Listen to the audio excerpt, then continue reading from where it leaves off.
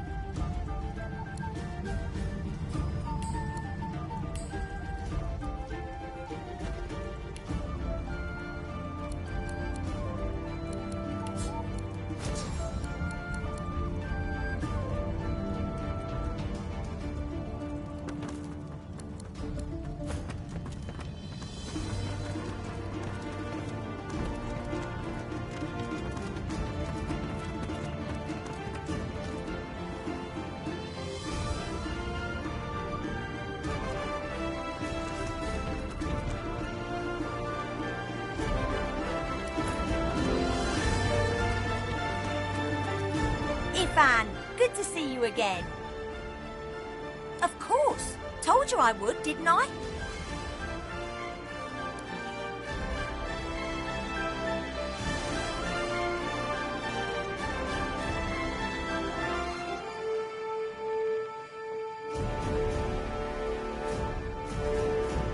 Sure thing.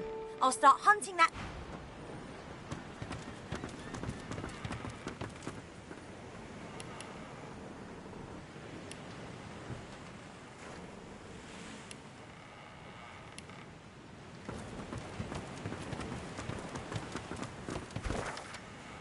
You can put a price on the warriors I have for hire, but... Keeping it together, Bree? I'm all right, as long as I don't think about it too much. You're safe among friends. Never forget it.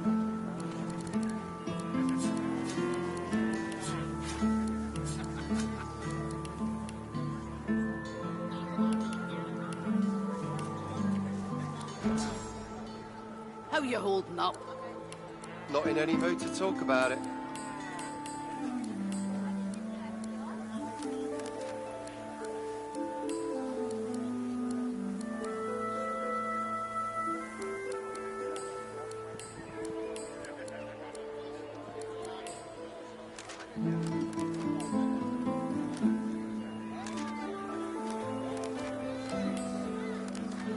Keeping it together, Bree? I'm all right, as long as I don't think about it too much. You're safe among friends. Never forget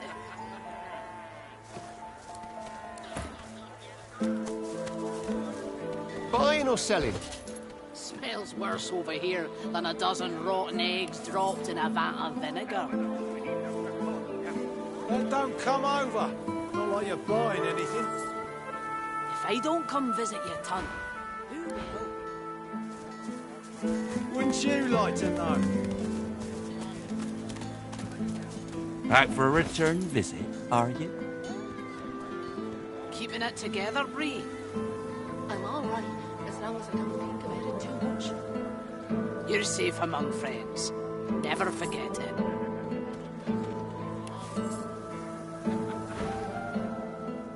Yep.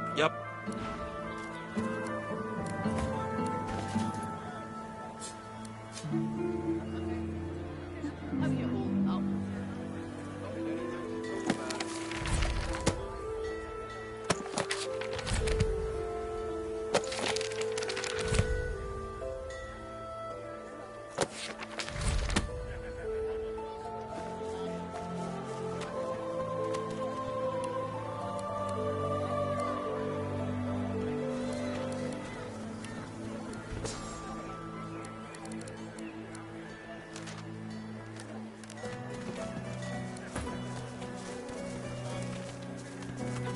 Smells worse over here than a dozen rotten eggs.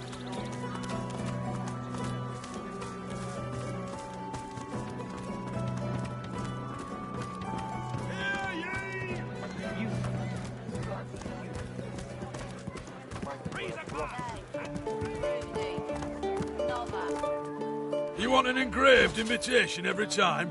You know the way in.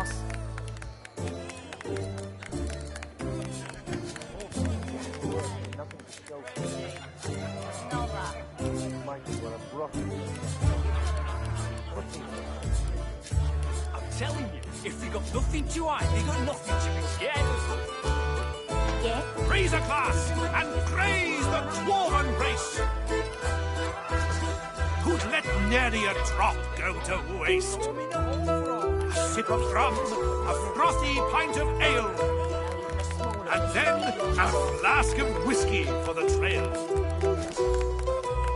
Alas, we've seen them tumble from their tower. The commonest among them stripped of power. The queen hides within her gilded manor and dares to wave another useless elf.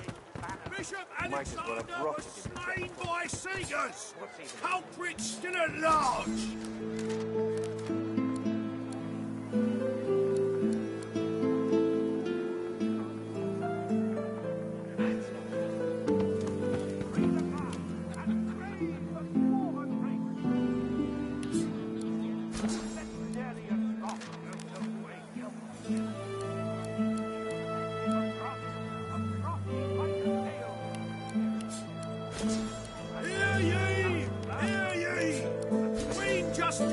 Executes 24 noblemen for insubordination.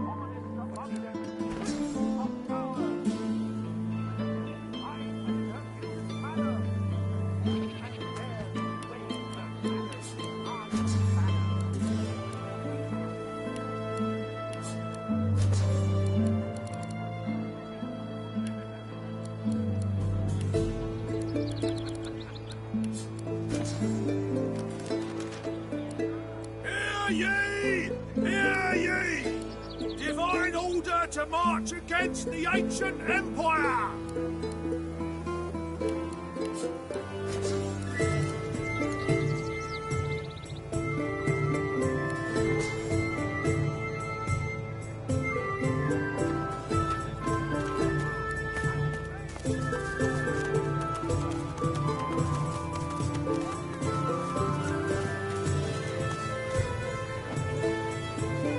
Buying or selling?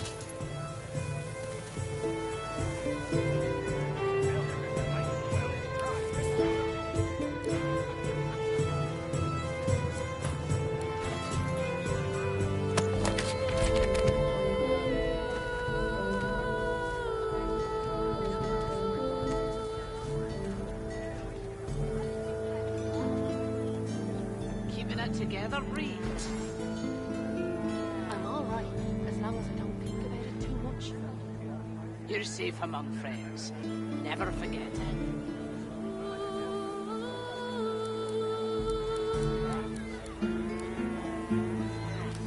Smells worse over here than a dozen rotten eggs dropped in a vat of vinegar.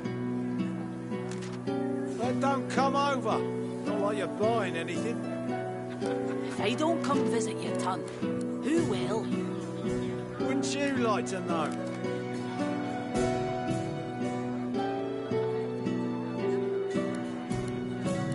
Keeping it together, Bree. I'm all right, as long as I don't think about it too much. You're safe among friends. Never forget it.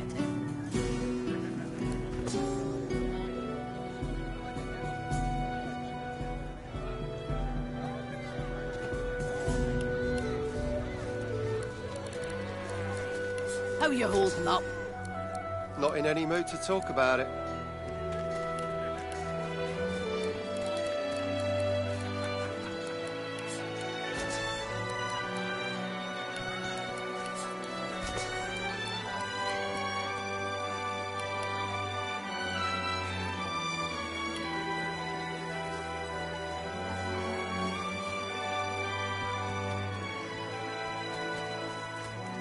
Keeping it together, Bree? I'm all right, as long as I don't think about it too much. You're safe among friends. Never forget it.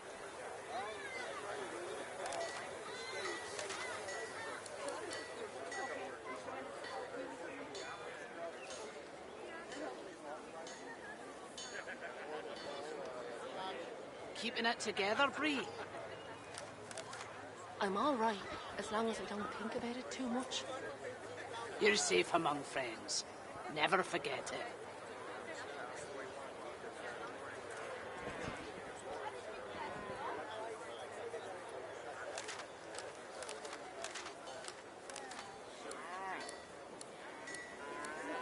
How you holding up? Not in any mood to talk about it.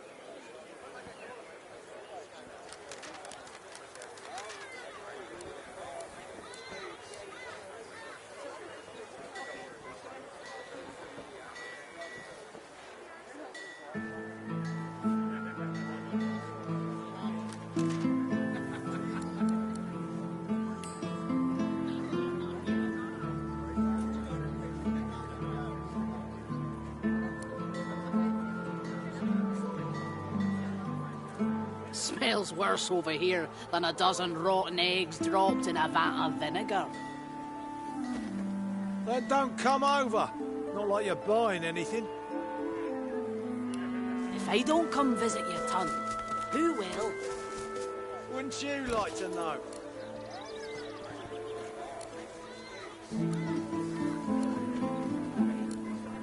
Keeping it together, Bree? I'm all right, as long as I don't think about it too much. You're safe among friends. Never forget it.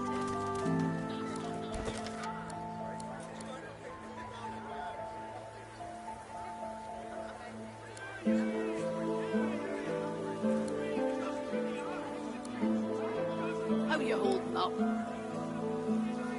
Not in any mood to talk about it.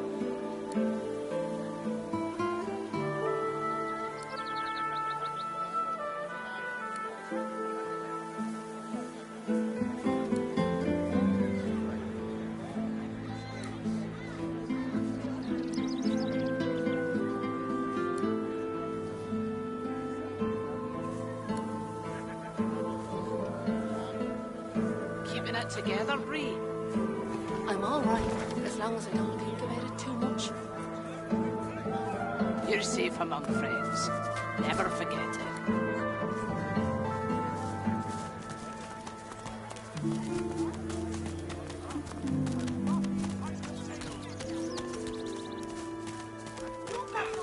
Right about me. I'm just another useless elf. You can stay there with the dirty lizards. Might as well have and rotted don't in love here. to your shoes.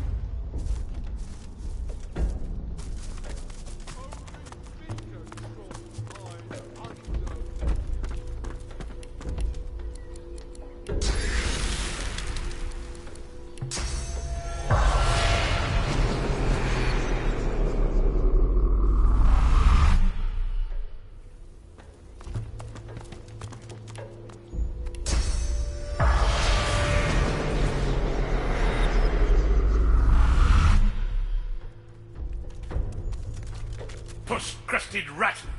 Cack-sniffing whelp! Where you hiding, Daddy's boy? Where you hiding?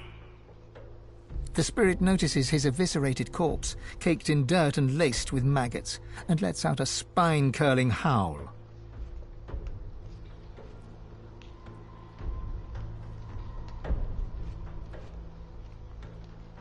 He eyes the heap piled with his rotting hands, eyes, heart. An iridescent tear rolls down his cheek. His voice rumbles in his throat. They were mine!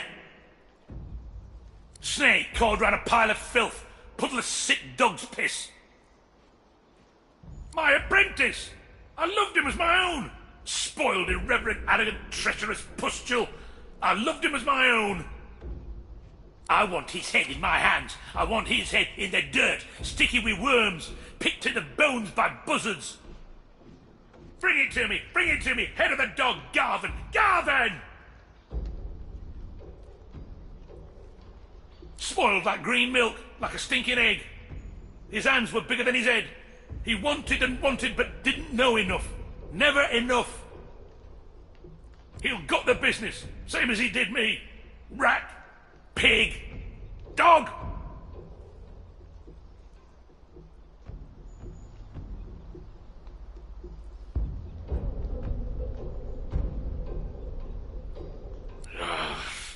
Maggot-mouthed lapdog, filth-fawning freak.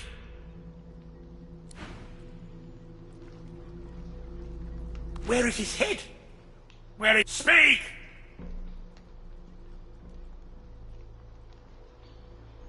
You've already heard my sad, sick tale. I want his head in my hands. I will... Bring it to me! Bring it to me! Head of the dog, Garvin! Garvin!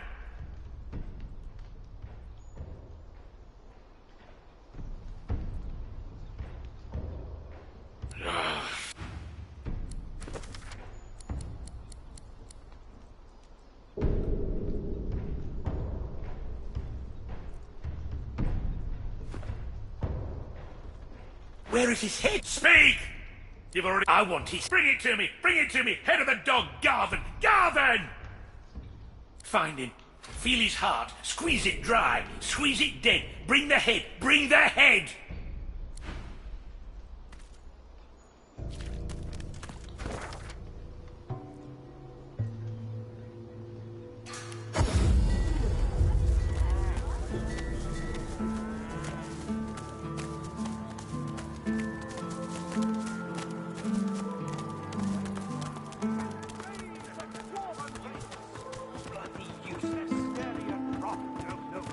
Might as well have brought it in the A sip of rum, a frothy pint of ale,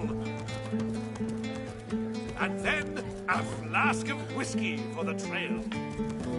Alas, we've seen them tumble from their tower. Hey, Commonest among them stripped of power. Pipe down, will you? Queen hides within her gilded manor. The spirit of a Magister stands before you. She smiles openly. I was slain, but now I have been avenged and restored. I can... Raise a glass and raise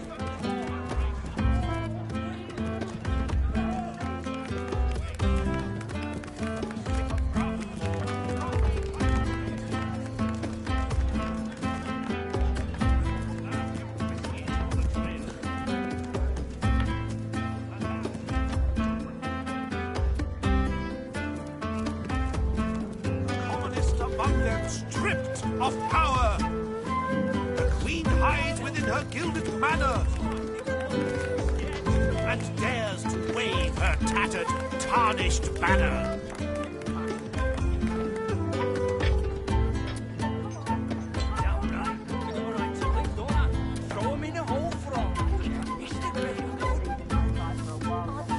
Raise a glass and praise the dwarven race. Finally! Your colleague over there is absolutely useless. A sip of rum, a frothy pint of ale. I'll have a bowl of the house stew, if you please. For the trail. Alas, we've seen them tumble from their tower. Commonest among them stripped of power. The queen hides within her gilded manor and dares to... Ah, my poor mentor. Lost to the wilds, I regret to inform you. Take it from me. Avoid the open country around here. The Voidwoken are not to be trifled with.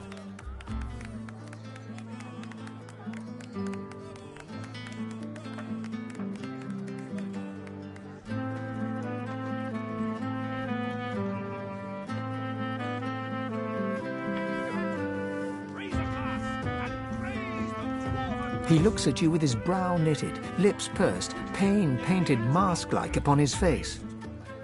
What a loathsome thing to say to one mourning the loss of his finest friend and mentor. Good day. A flask of whiskey for the trail. Alas, we've seen them tumble from their tower. The commonest among them stripped of power. The queen hides within her gilded manor and dares to wave her You again?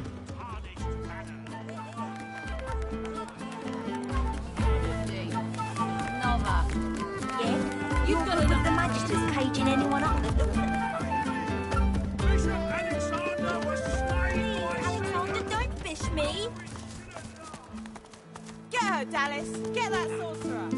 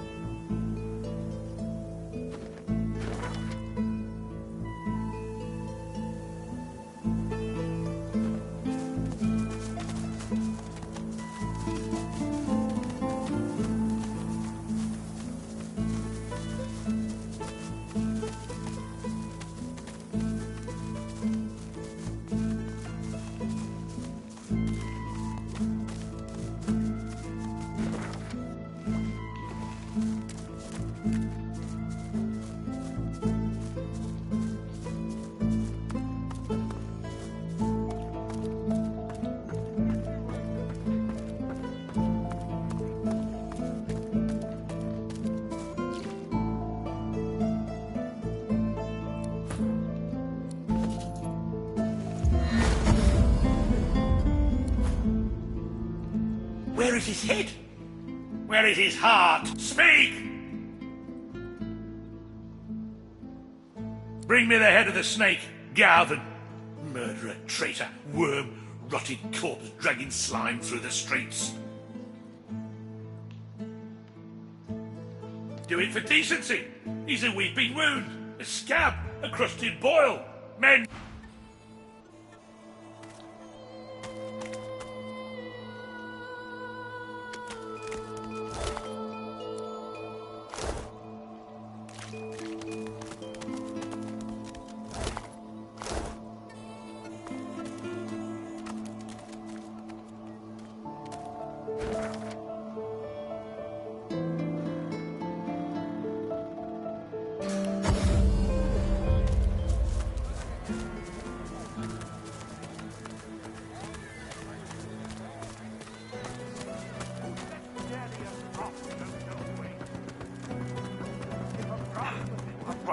pint of ale.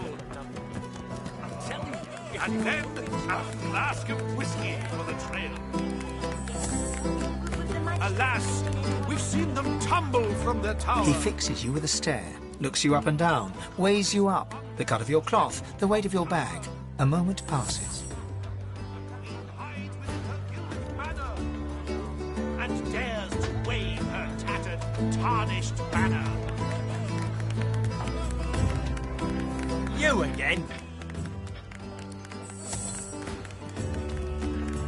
Raise a glass and praise the dwarven race, who's let nary a drop go to waste. A sip of rum, a frothy pint of ale, and then a flask of whiskey for the trail. Alas, we've seen them tumble from their tower, the commonest among them stripped of power. The queen hides within her gilded manor and dares to wave her tattered, tarnished banner.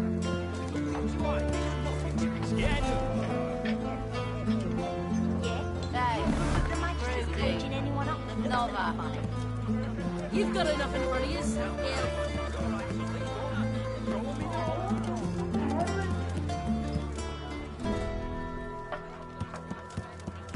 Raise a glass and praise the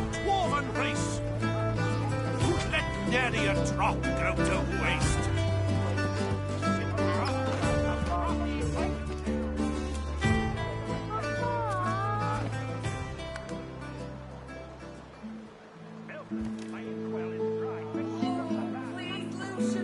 Tumble from the tower.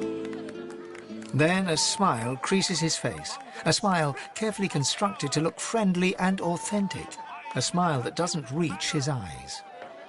Greetings, stranger. Looking to ease the pain of a decaying world? You're in the right place. Beers are ordered at the bar, but can I interest you in a nourishing bowl of stew?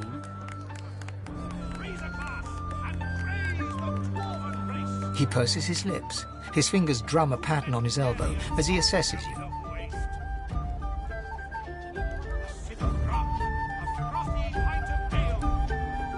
I'm sorry, I mistook you for a different kind of person. My mistake. I shall return to serving me other customers, and I wish you a good, if boring, appetite. I'm sorry, it's not about the money. Really, you insult me now. This is about fellowship, about a shared worldview amongst devotees of strange and exhilarating experiences. Money is irrelevant. A smile spreads across his face. He holds out his hand. Now we're speaking the same language. So, let me ask you this.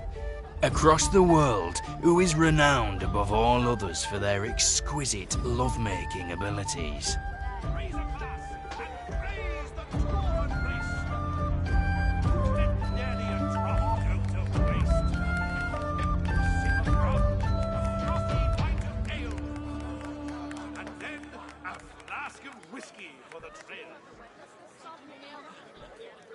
Well, I'm sure that in your own case that sentiment is almost true.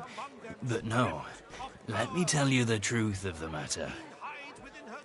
My friend, the very best lovers are, whisper it, lizards. And for a barely significant sum of gold, I can introduce you to the greatest lizard lover the world has ever seen. Well, this is what's available. Take it or leave it. And I suggest you take it. It's better to regret something you did than something you didn't do, am I right? He holds out his hand. The money vanishes into his apron. Now, let me ask you this. What flavour of stew do you prefer? Do you like the strong and meaty variety? Or do you prefer it delicate and fragrant, if you get my meaning?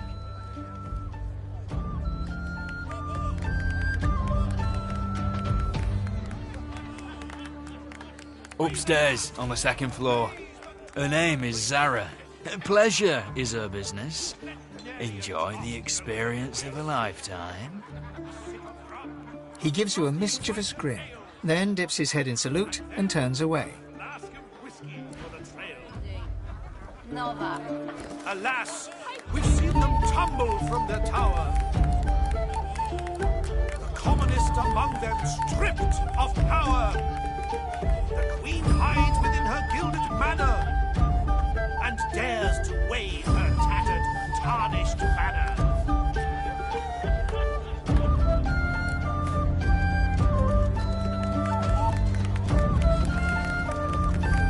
He fixes you with a stare.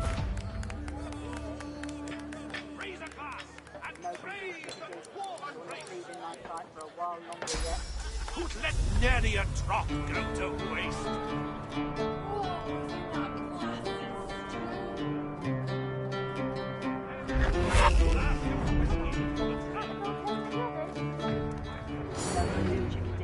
You're not leaving my side for a while.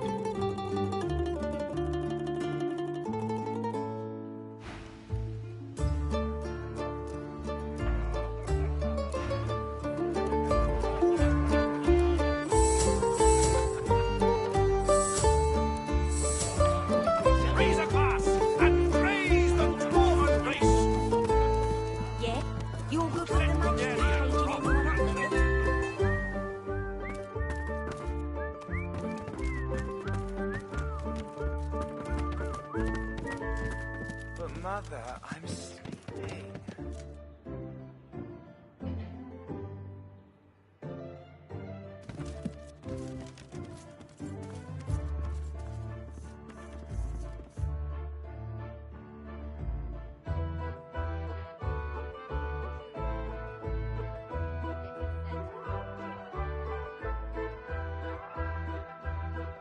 You're willing to risk Fort Joy for one night with a lizard?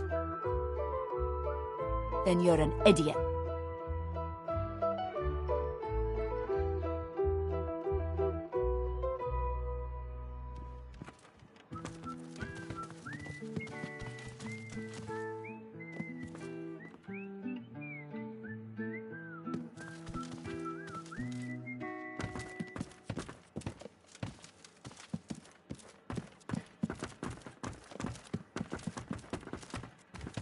Curiosity kills the cat, or gets it sent to Fort Joy. Your beard, my lord. You're willing to risk Fort Joy for one night with a lizard? Then you're an idiot.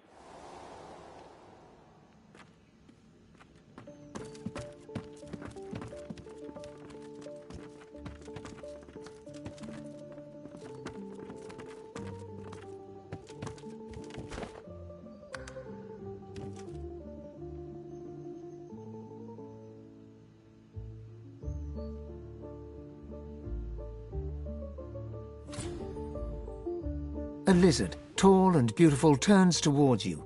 She fixes you with a sultry look, and when she speaks, it's like listening to honeyed smoke. I'm so glad you came, but your friends will have to leave. She turns her back on you and waits for your companions to leave.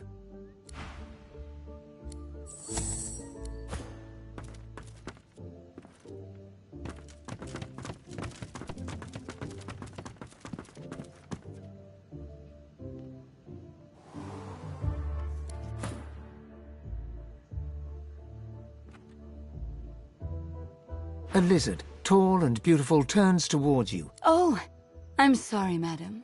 I didn't mean anything by it. I'm just the demure yet sexy maid. I was in here clearing up and I saw these clothes. I couldn't resist. Please don't punish me.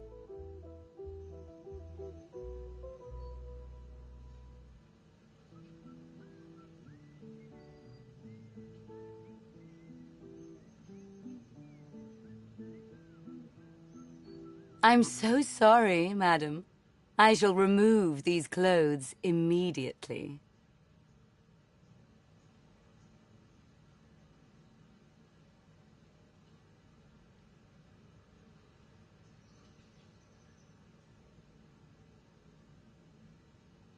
But mistress, these clasps and straps, they're so difficult for my delicate, sensitive, playful fingers. Would you... She bats her eyelashes as she turns her back to you. mind helping me?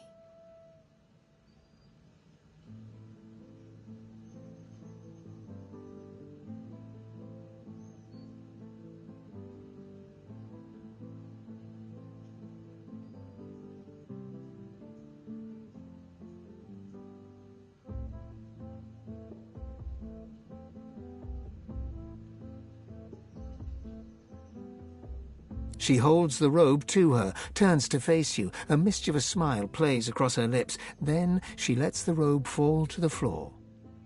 Her mouth opens to form a perfect O of mock horror. Then she grins.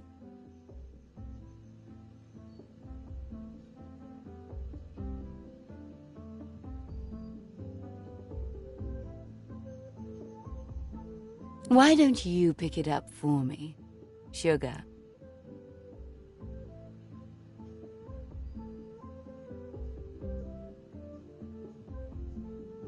She reaches down, grabs you by the back of the head, and pulls you to her. Your world explodes. In bliss.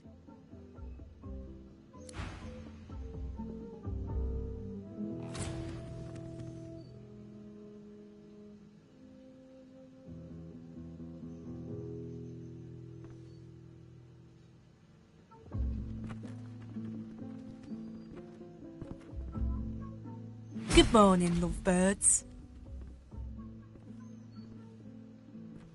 Good morning, Gil. Hey, this is my lover. Lover, this is my friend Gil.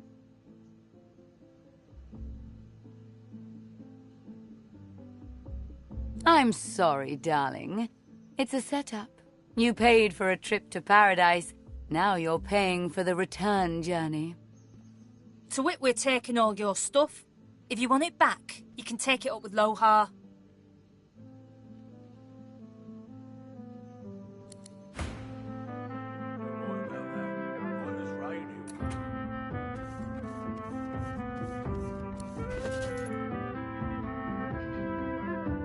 Curiosity kills the cat, or gets it sent to Fort Joy.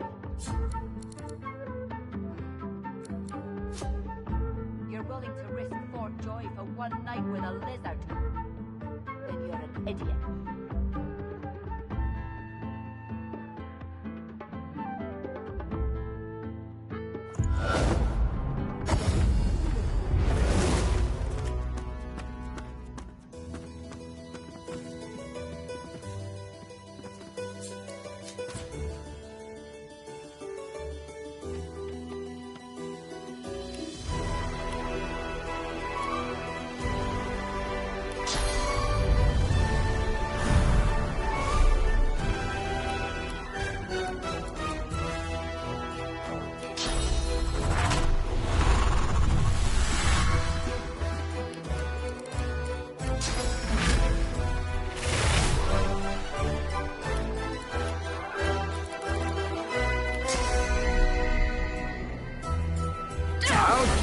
To none.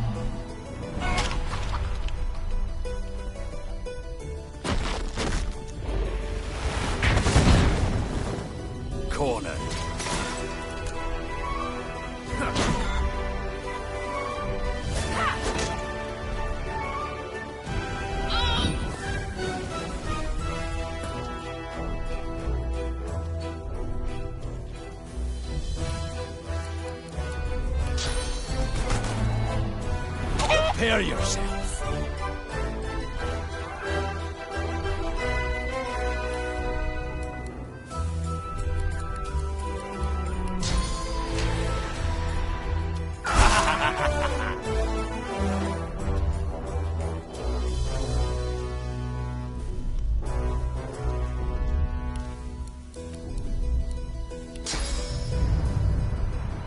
I'm ready.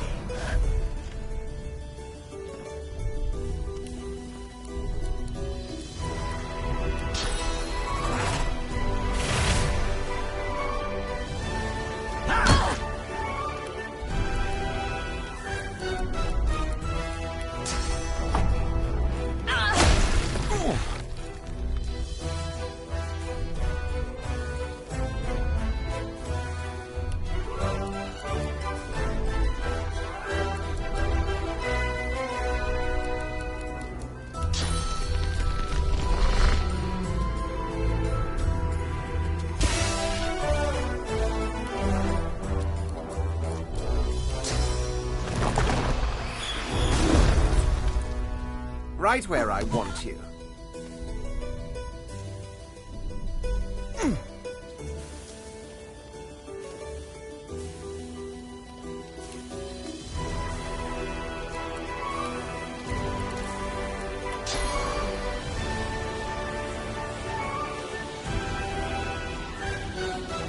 I'm ready.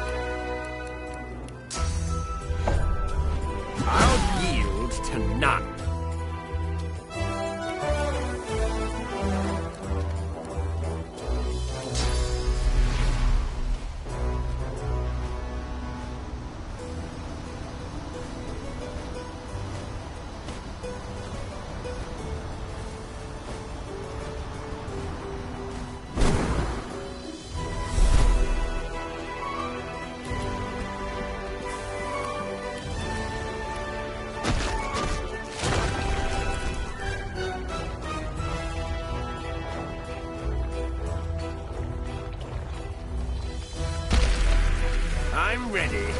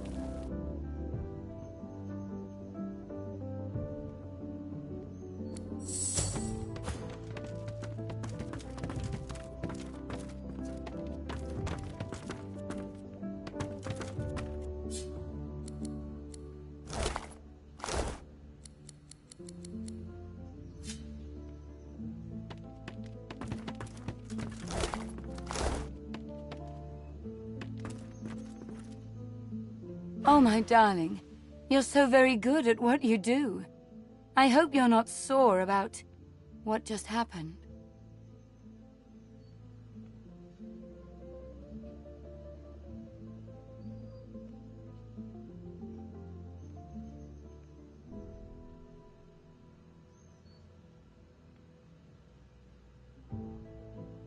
She returns the smile with interest, a twinkle in her eye.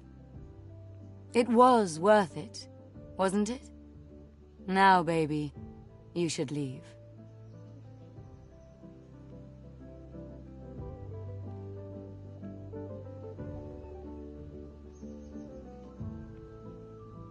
Oh, darling. I've forgotten you already.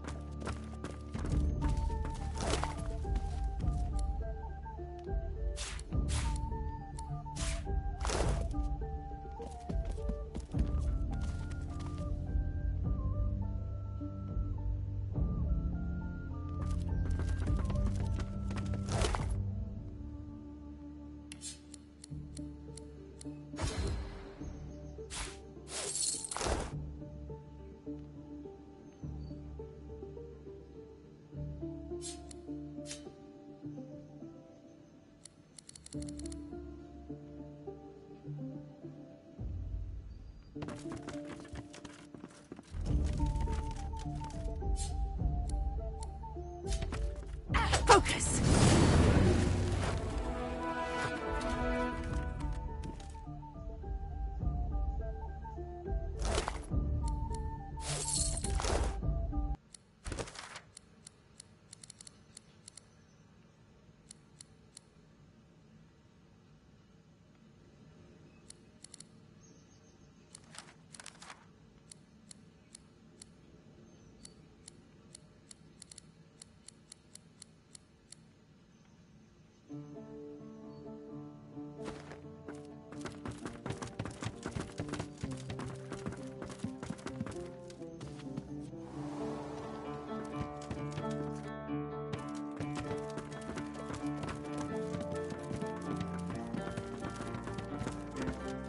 Curiosity kills the cat, or gets it sent to Fort Joy. You're willing to...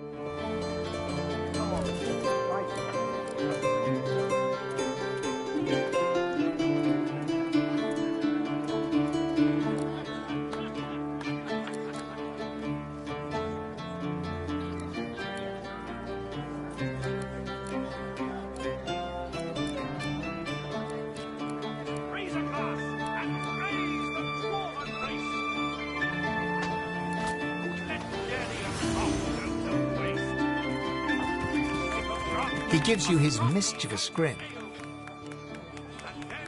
I did promise you the experience of a lifetime.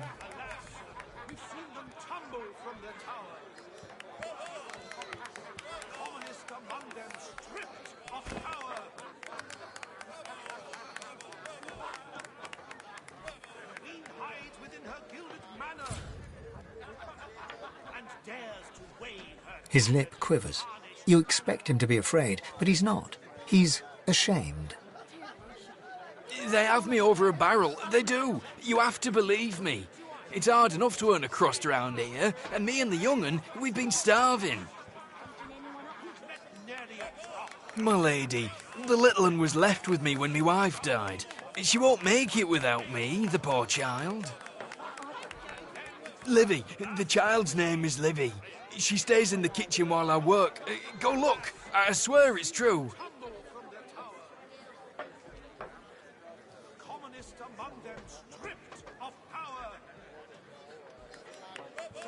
I'm not. I swear it.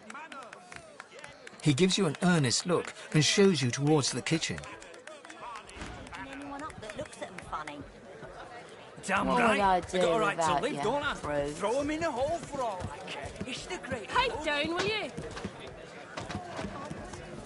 What would I do without you, Rose? Dear nation. Be glad you don't have to witness this sudden elf.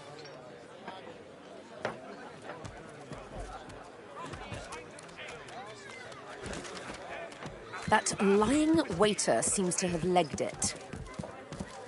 Alas, we've seen them tumble from their tower. The commonest among them stripped of power.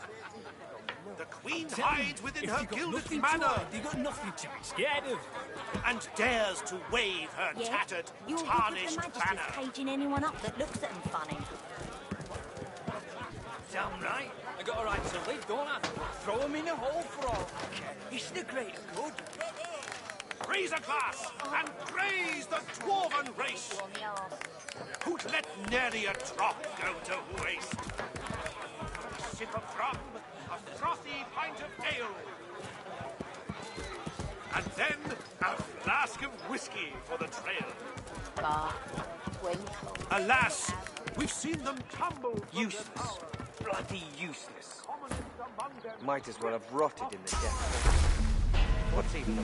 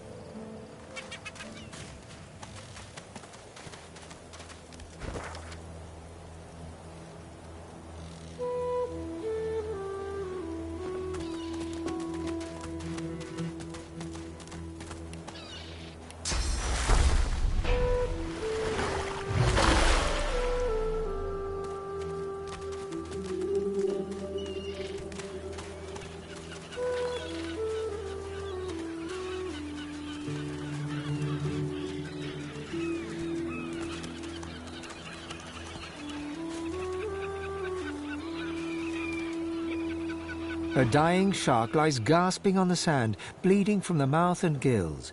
It turns its dark and soulless eyes to you. Its bloody gills open in search of water, but find only air. It gasps in the air, struggling for the breath to speak. Its own blood froths at its mouth. No! Die here! Monsters in the water! Monsters in the deep!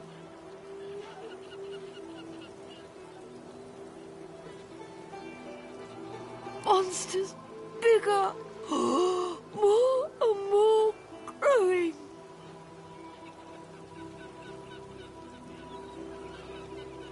It summons the energy to snap at you, thrashing in the sand. You jump back. No! Die here! Oh, monsters in the water! Monsters in the deep!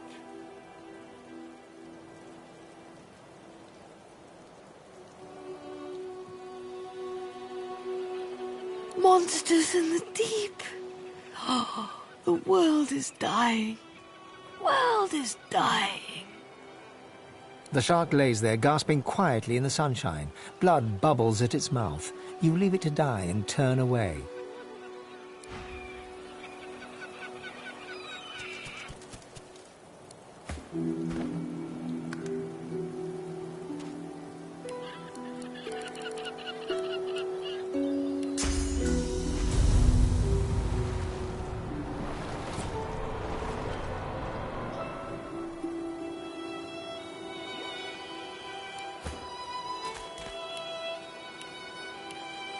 It lays there gasping, dying, drowned.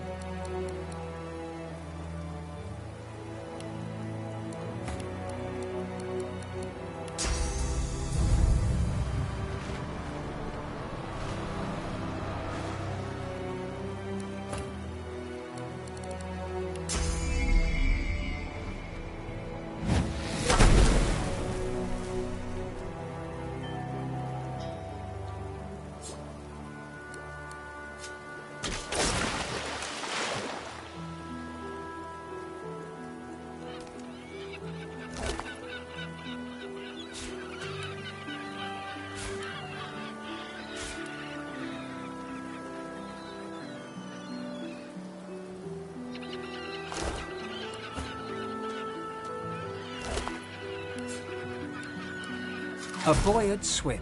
Your name is Joe. You're 9. You're brave. You're off to see your mum. A shadow moves below you. A jagged vice closes on your thigh and pulls you down. Water fills your lungs. Blood billows.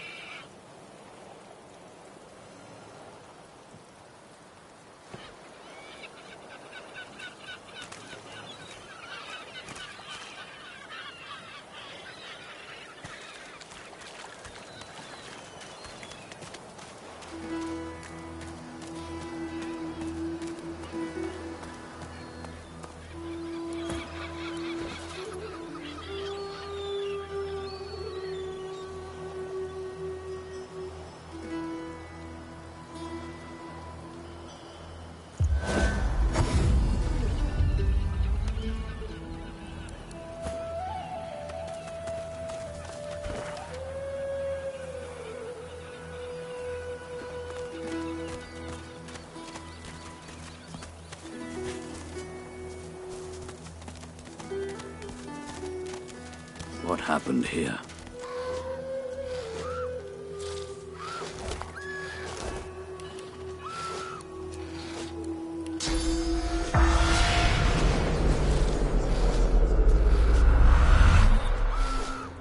The spirit floats in front of you, his eyes unfocused and darting from side to side. Looking down at his mangled corpse at your feet, you see that the front is relatively unmarked, but his back has been eviscerated. Long, jagged cuts run the length of his torso. The spirit's eyes move in your direction, trying to focus, but he seems to look right through you. The voice. Oh, I can still hear it in the dark. I can hear it whispering. He won't stop. His voice was everywhere. It danced with the screams. Insects with a dwarf's tongue. They came from above. They laughed as they cut us down. The spirit doubles up, raking his hands across his face, ghostly nails cutting deep into spectral skin. No, I can hear it. Not the echoes. I can hear it. The voice. It's here. The spirit shudders and cries, tears running down his cheeks. Oh, Divine Lucian, protect me. You 7 ancient gods, please. Don't let it get me.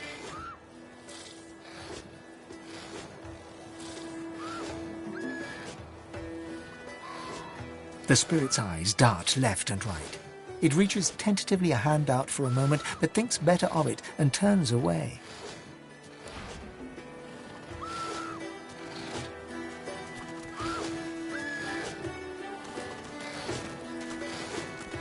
That Voidwoken had someone in its class.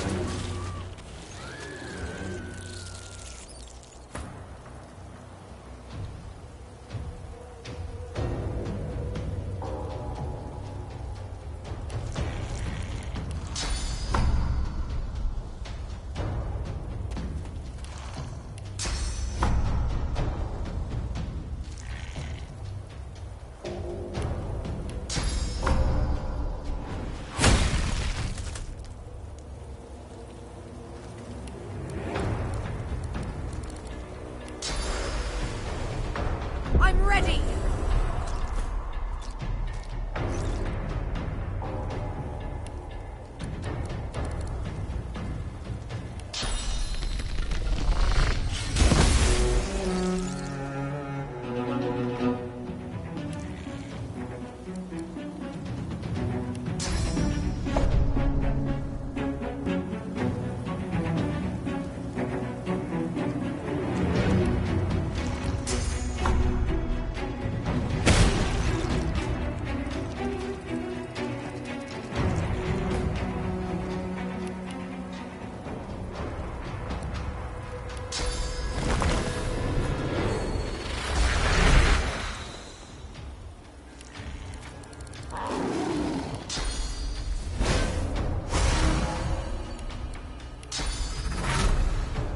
Glory is mine.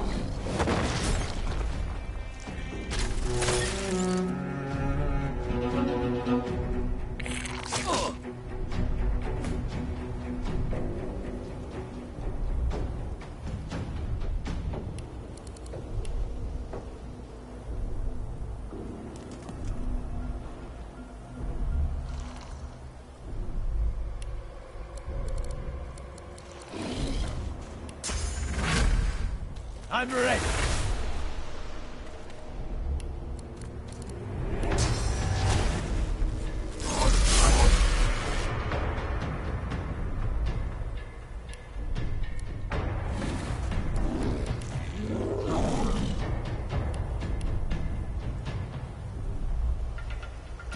Into the dark with you.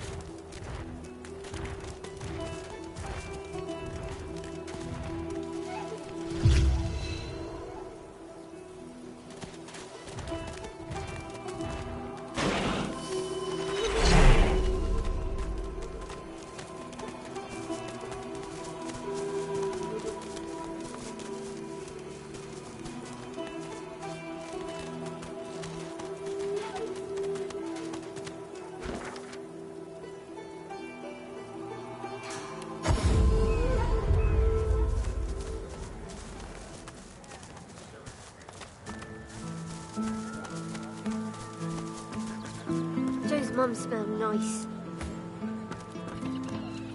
Hello, mister.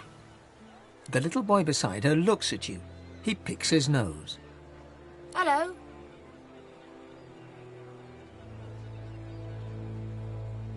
Cool. How did you know that? Mister, have you seen our friend Joe? Tell them the truth about Joe.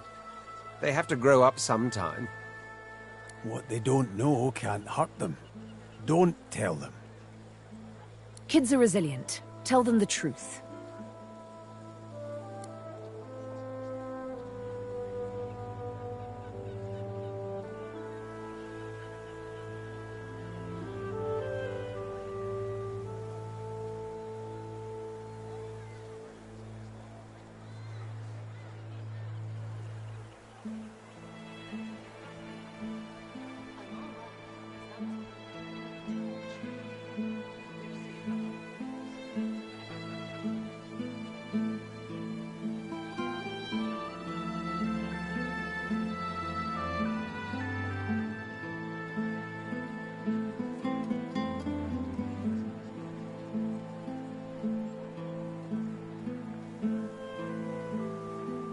The children turn to each other, relieved. See, Ben? I told you so. If Fort Joy wasn't nice, they'd come home to Driftwood. Well, I guess so. Thank you, mister. Now, if you don't mind, we're busy waiting for our friend. Bye-bye, mister. The kids turn back to the water. Ben picks his nose. I wish I could swim.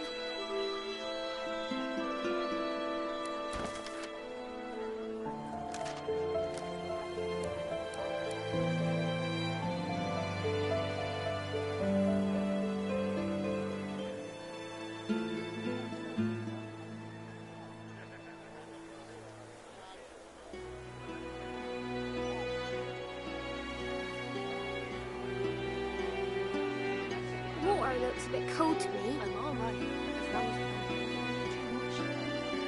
You're safe among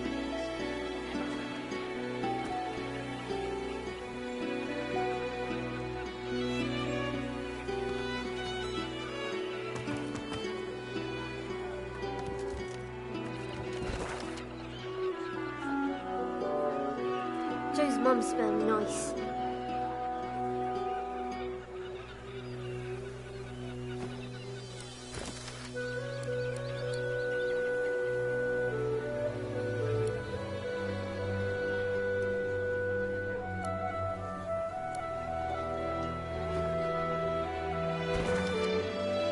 Joe's mum smells nice.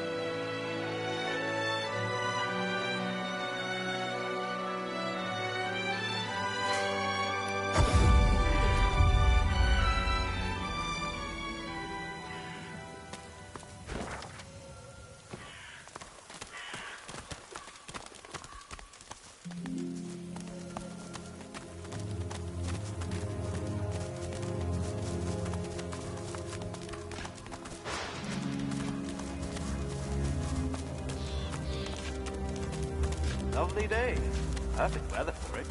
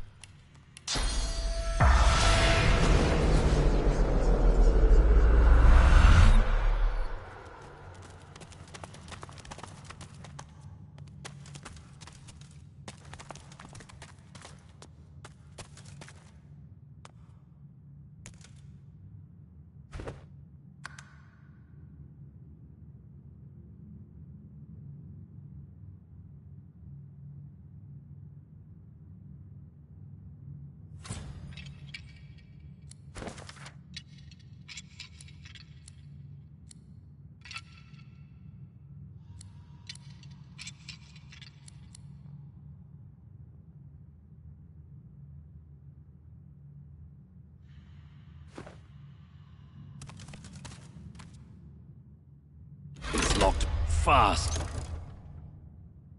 Maybe it's connected to some other mechanism.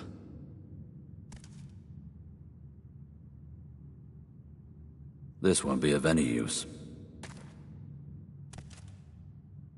It's locked fast. Maybe it's connected. It's locked fast. Maybe it's connected to some other mechanism.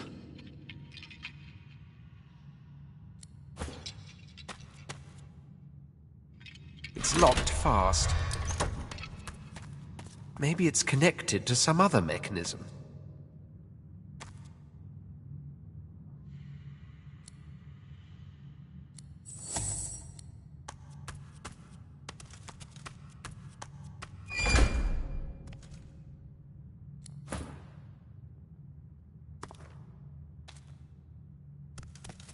What did that do?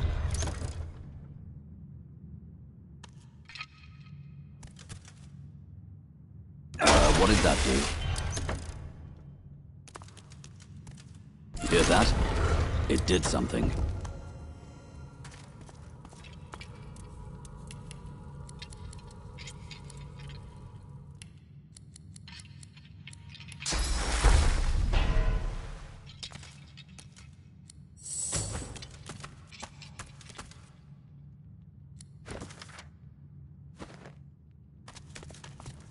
All this treasure. This family must have been rich.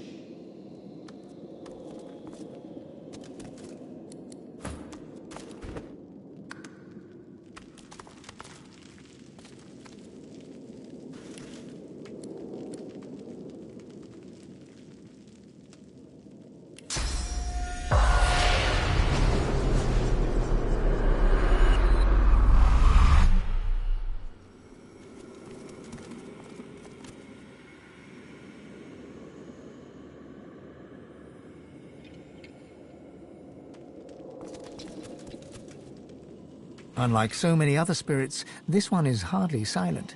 She clicks and squawks the moment you approach her, like a cornered crow facing down a hungry owl. Are you the new servant, then? A pity. Seems the standard is plummeting quickly. You brought my tea, have you?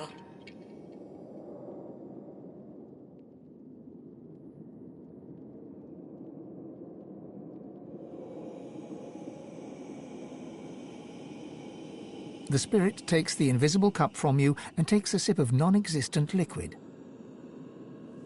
I've tasted better brews, but from the look of you, the refreshments won't be improving. She waits a moment. You expecting a tip? Well, here's one. Soap. Use it.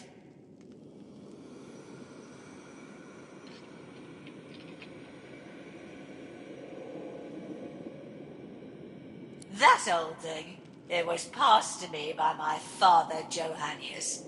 And my father's father, Johannius. And my father's father's father's father, Johannius. Don't know what happened to the one in the middle. Don't rightfully know what it's supposed to do.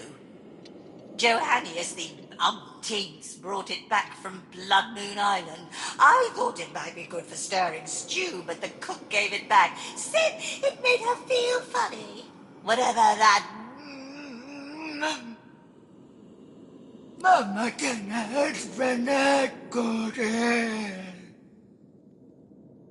The spirit stands there smiling, utterly oblivious to her own outburst, leaving you to ponder the strange words she shouted. Mamtenem Runekt Udil.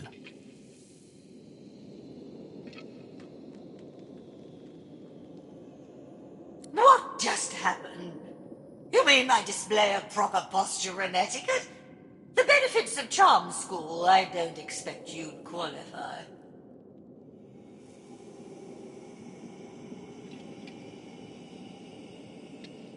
Hurry back. The eyebrows still need plucking.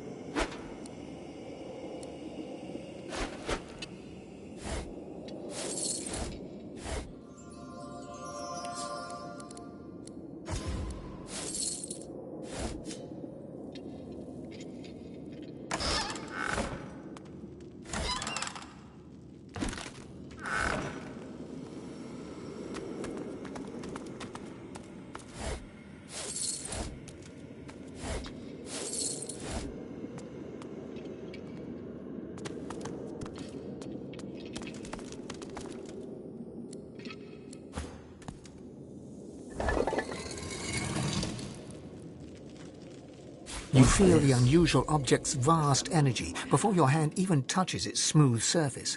Upon contact, the semi-transparent artifact shivers and speaks. You feel you've heard this language before, but where you cannot remember, and what these intonations mean you cannot say. Adan, Shvalon Dumorav Narvur Revelis, Awenu Arye, Demchu Sha'an, Sadenmenia Veitfen, Domrisval Veid Evrekis.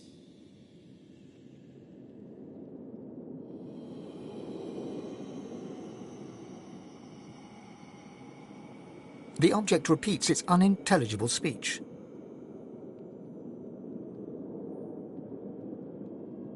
The shard responds with another sequence of unusual and ominous words. This language is beyond your comprehension. The oblong object is crystal clear and unmarked by marks or chips.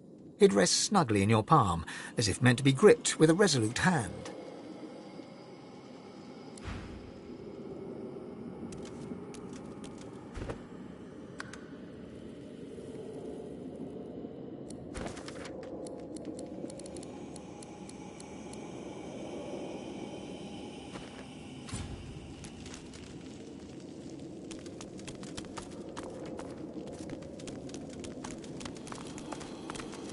What the hell was that?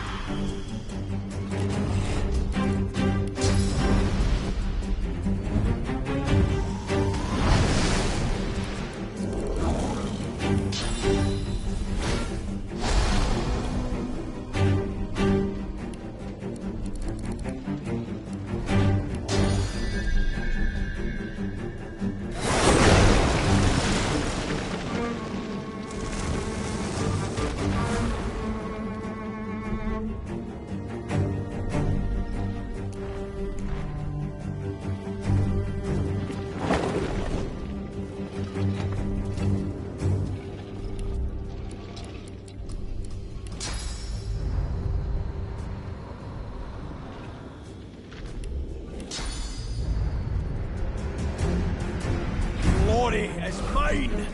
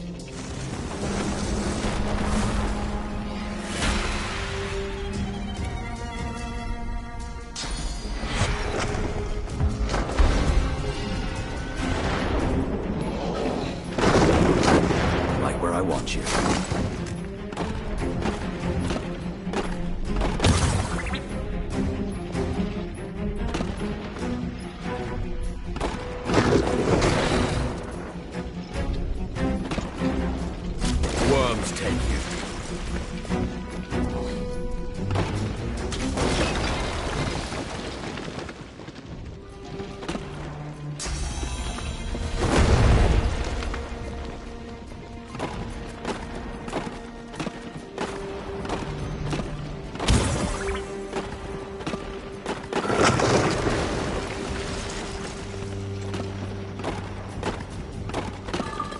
Worlds take you.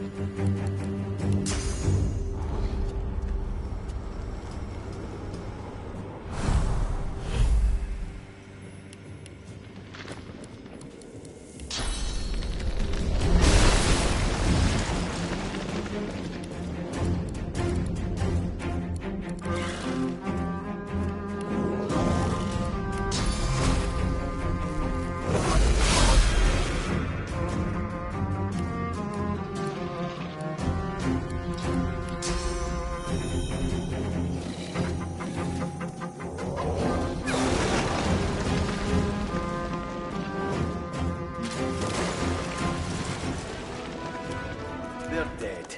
Well, more dead.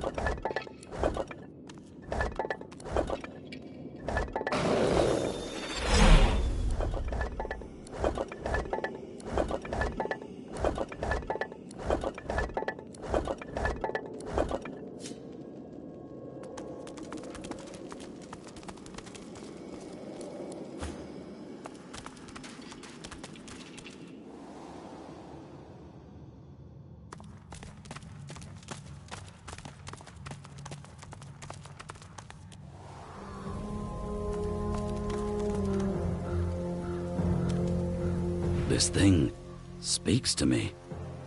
But what is it trying to say?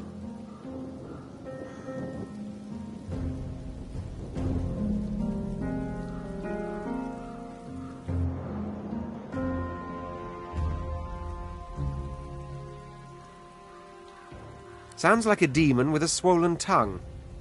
I wonder if what's inside is as pleasant as a demon with a swollen tongue. Doesn't make any sense. I don't want to find out if that's a warning or an invitation. Sounds like any other plea for mercy to me. Utter nonsense.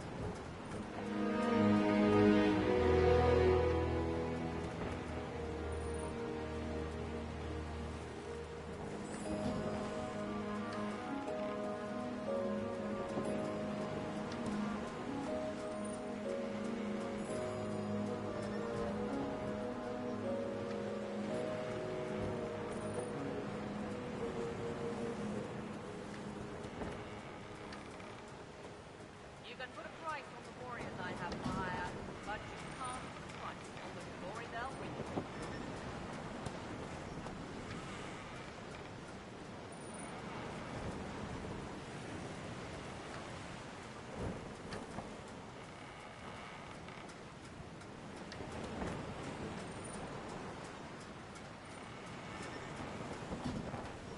No one's ever regretted having extra help in a fight. Guarantee that. Shall I come out?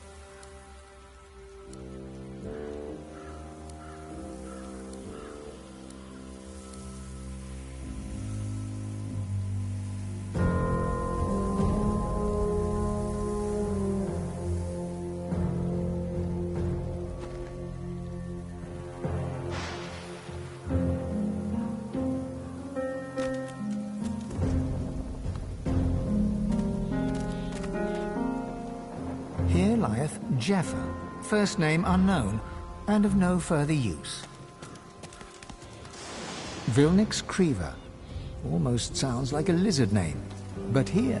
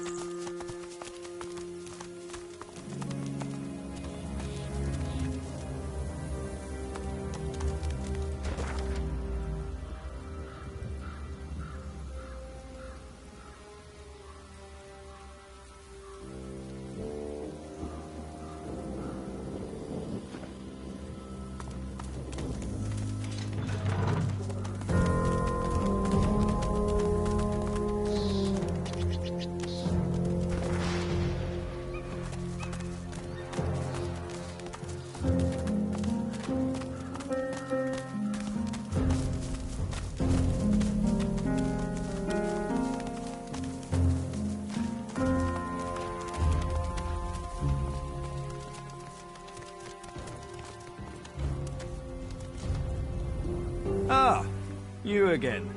Any luck in old Lady Surrey's tomb?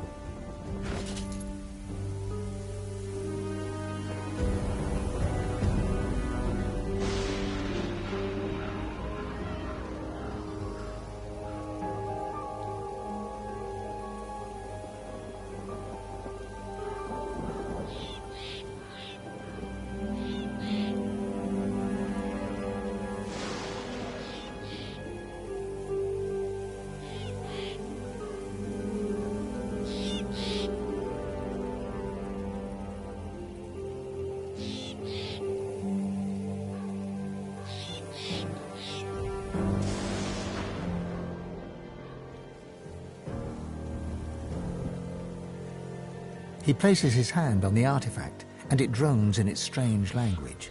Adan, Shvalon Dumora Vavor Rivilis, Awanu Ari, Demchu Shan. The object continues.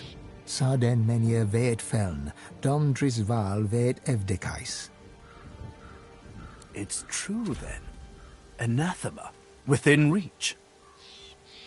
Tell me, is this all there was? There weren't any other curios in there?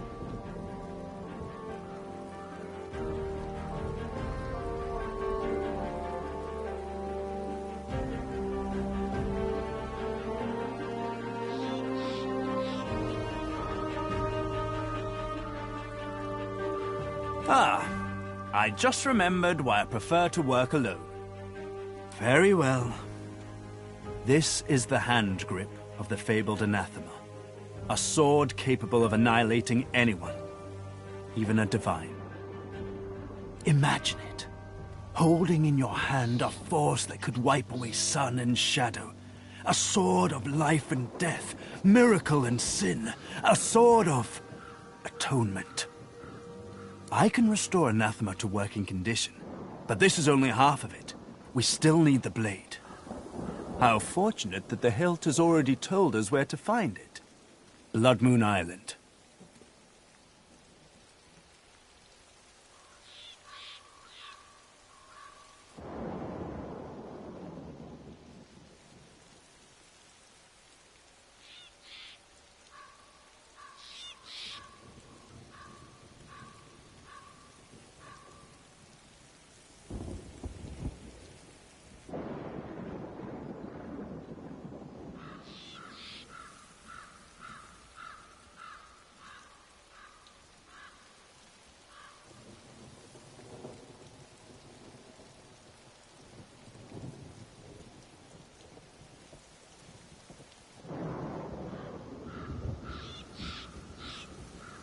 You rightfully consider me a scoundrel, but I'd rather you think of me as a lovable scamp. One that you can rely on. Or perhaps you'd rather place your trust in someone else. Maybe Dallis. I'm sure she'd love to have a weapon that can destroy a Godwoken with a simple wink and nod.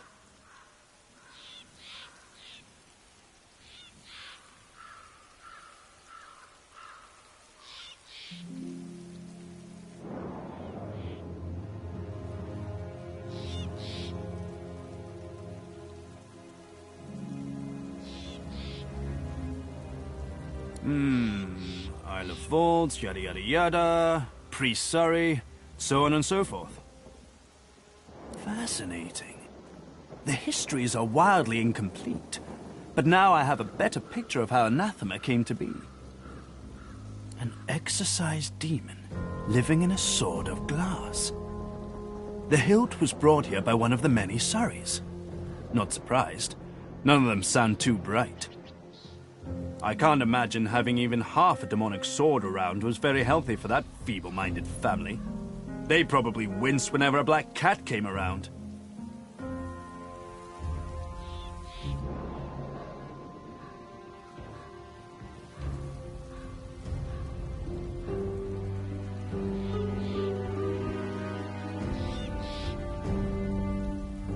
Would you look at that?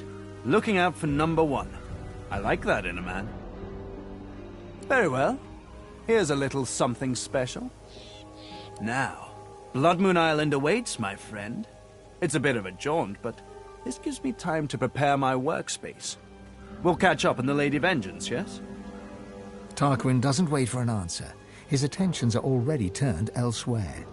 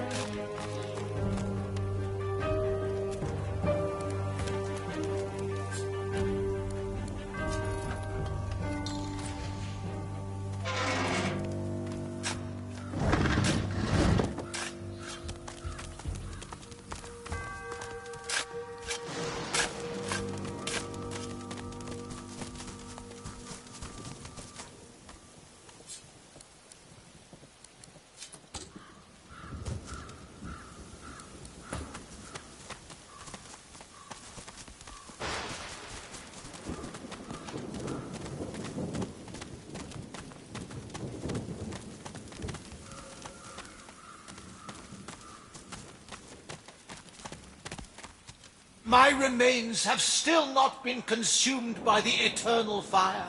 Only then can I know peace. Please help me.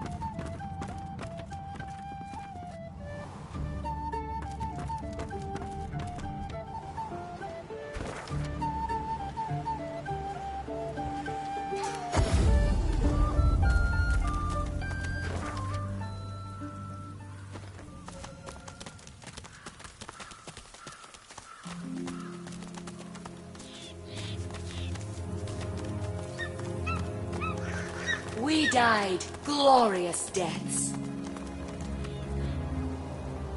We were picked off by spies. There was no glory and no point to it either.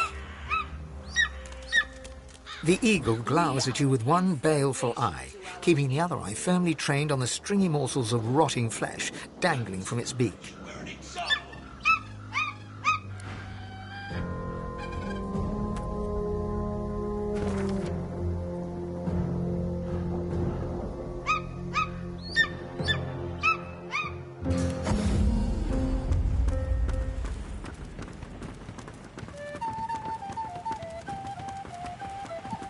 Whatever type of companion you need, I...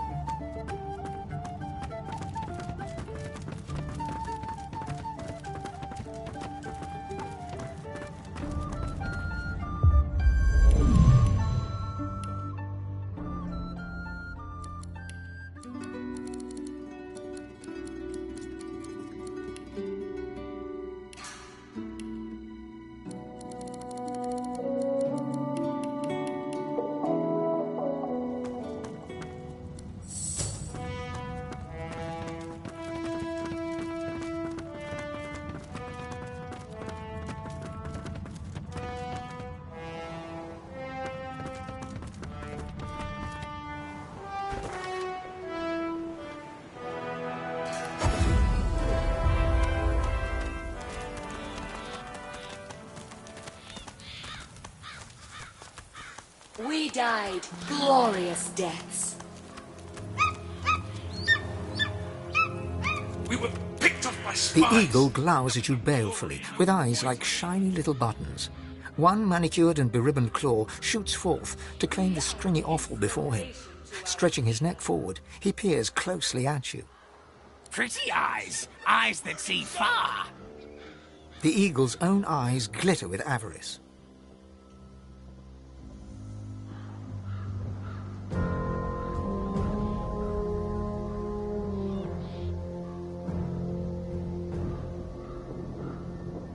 Master tied them on.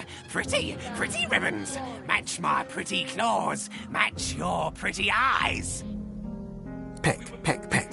The eagle pecks free some choice lump of gristle from deep within the corpse. He swallows it whole, dark blood dripping from his beak and matting the fluffy feathers at his throat. Master died, but Master told me what to do. All my life told me you are what you eat. So I do. I will become the Master. Unless you are not the new Master, are you?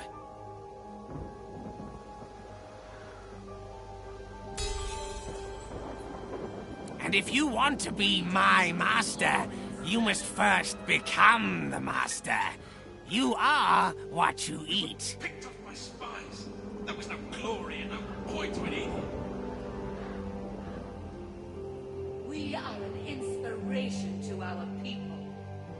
You chew it for what seems like forever, yet the texture does not change in your mouth. Tough yet moist, leathery yet slippery. It's disgusting. Sometimes you really wonder about how you make choices in life. Sometimes, like now. The eagle hops from claw to claw, peering up at you with a berserk and bird-like excitement. See? Feel it? The power!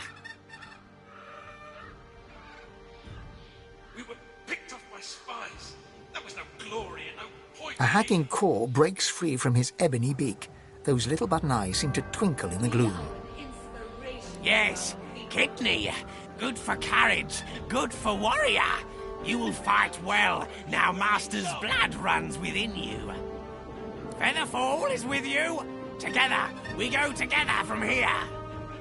Featherfall hops eagerly onto your shoulder and digs his claws in deep. He pecks your cheek in what could charitably be called an affectionate manner. Blood drips from the wound. At least he didn't go for your eyes.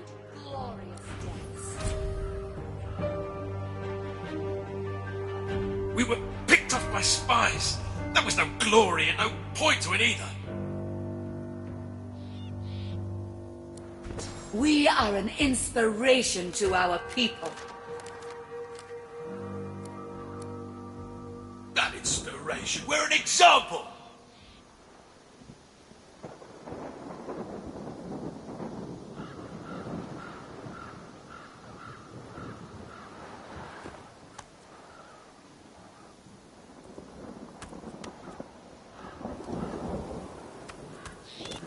We died glorious deaths.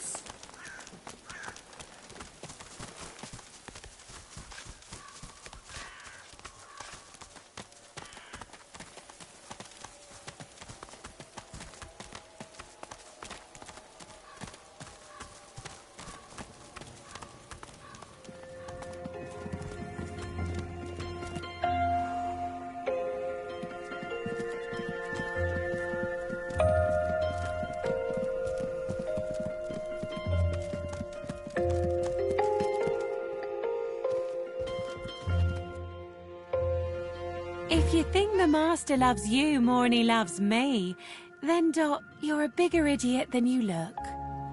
Master's the master. Master knows the dog is better than the cat. Master says good dog. Does Master say good cat? No. No, Master does not. See? The cat gives the dog a long, languid look of carefully disguised contempt. Then she sighs and turns to you. Settle an argument for us. Dog's body here thinks that because the Master is grateful for his, meaning the dog's, mindless devotion, he loves his dog more than he loves his cat.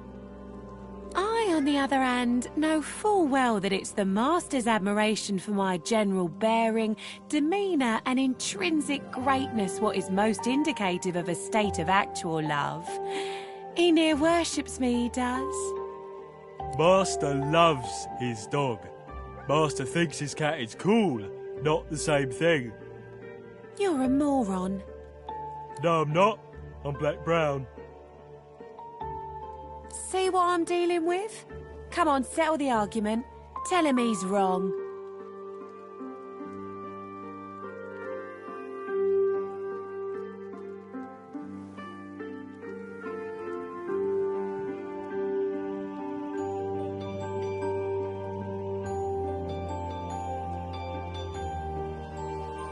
There you go, Dot.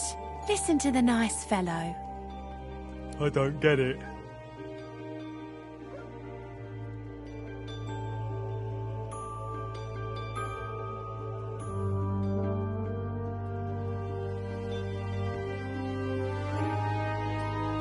Dot sniffs at the collar, recognizes it as his own.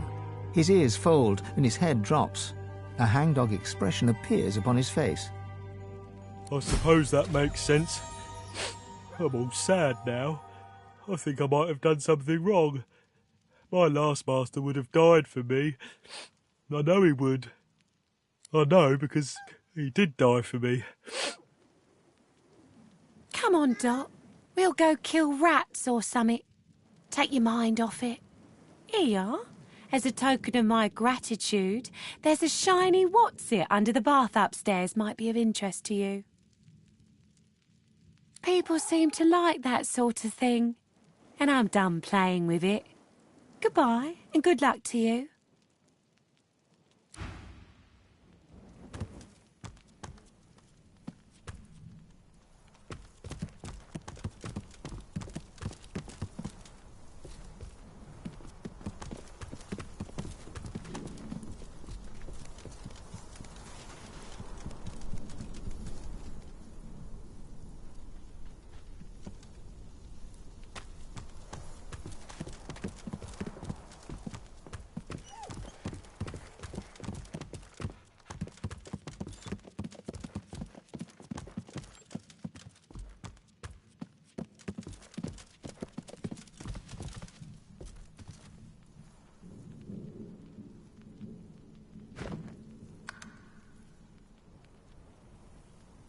Now is not the time for a bath.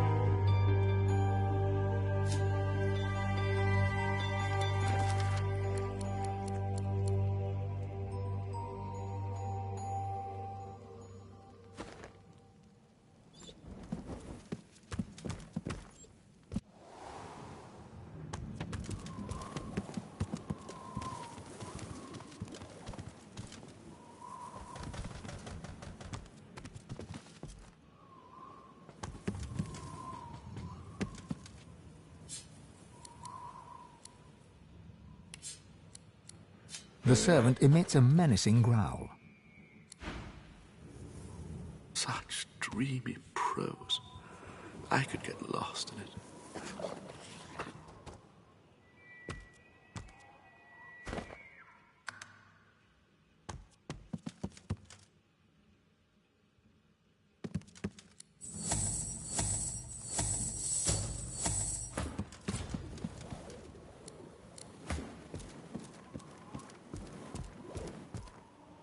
The salamander turns away from you with a hiss and a...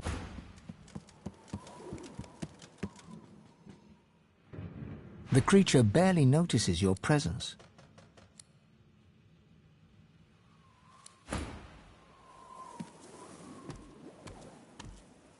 Truly beautiful poetry on the page.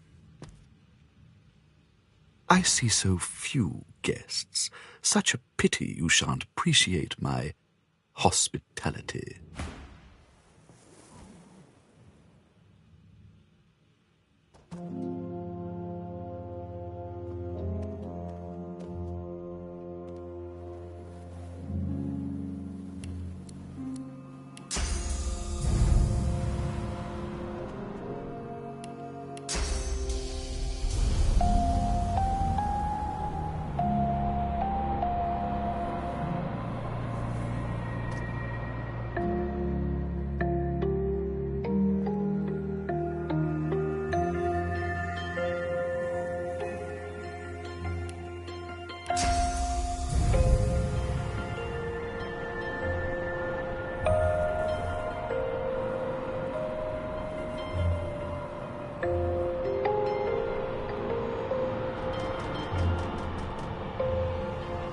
The servant emits a menacing growl.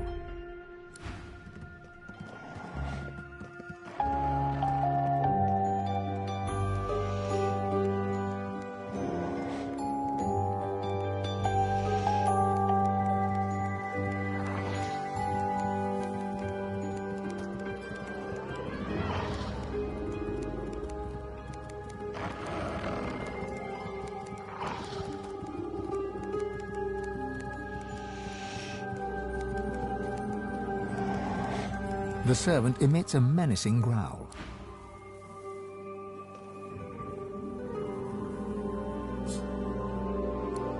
The servant emits a...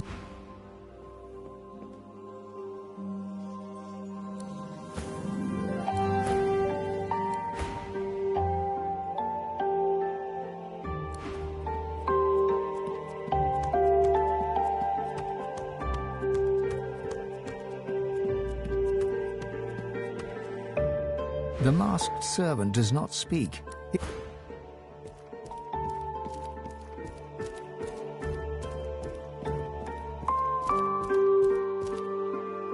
The servant responds with a blank.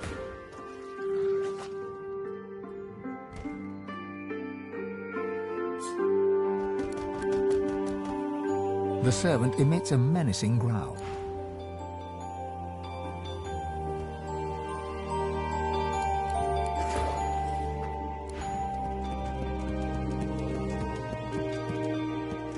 The servant responds with a blank look and a look.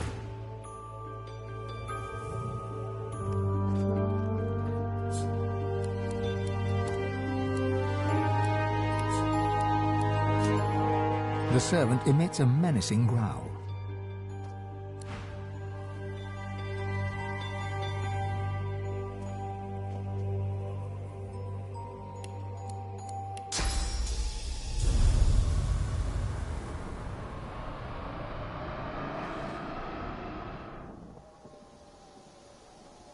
The servant emits a menacing growl.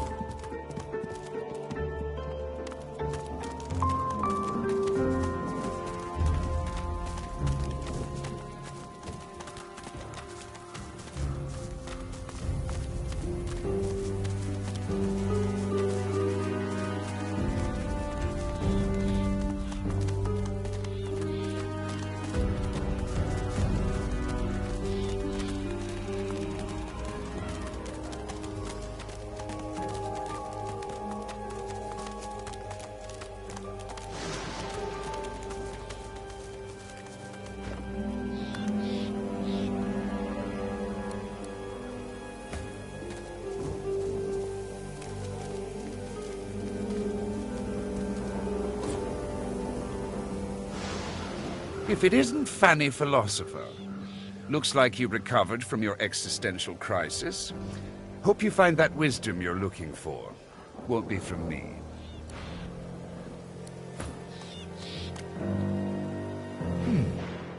Did you ever meet a true philosopher? He pokes a finger against his ossified head. You found one right here.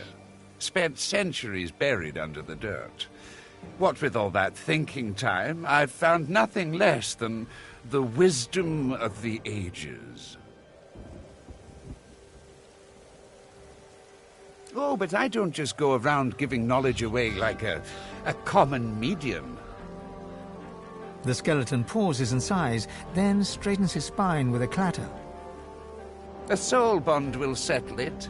A battle of wits. Then the cosmos itself will decide who can better face the truth of our own essence, me or you.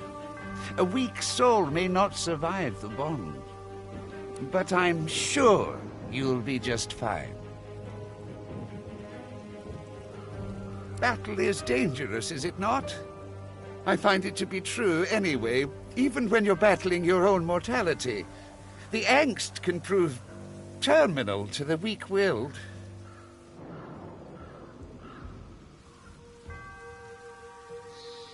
Oh, it's easy. We link up souls and share our innermost beliefs. Think of it like an innocent little duel. The winner remains comfortable with their personal truths. The loser, well... Oh, how fun. Just touch this bone on my rib cage here, right over where my heart would be, if, well, you know. You reach for the rib in question, but nothing feels different. Not until you try to pull your finger away, and it remains glued to the bone. All right, mister. Deep thought. First up, our purpose in life. I say it's to accumulate knowledge. Pretty great answer, eh? Can you do better than that? His jaws clack together in a show of self-assurance.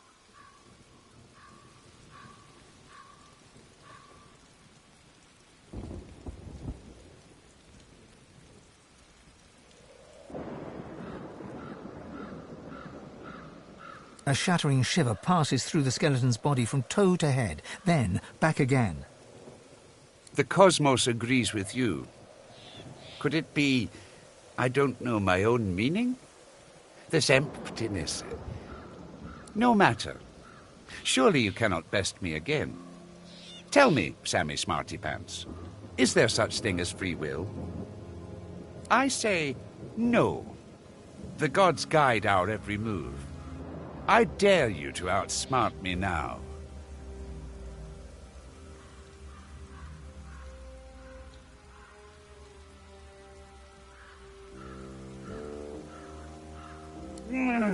How could I have been so simple when the truth is so vast?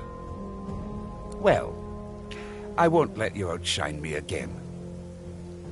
The skeleton hangs his head low, then yanks it upwards again. Is there a difference between right and wrong? The truth is that there is not. Only action and consequence. Oh-ho! I got you there.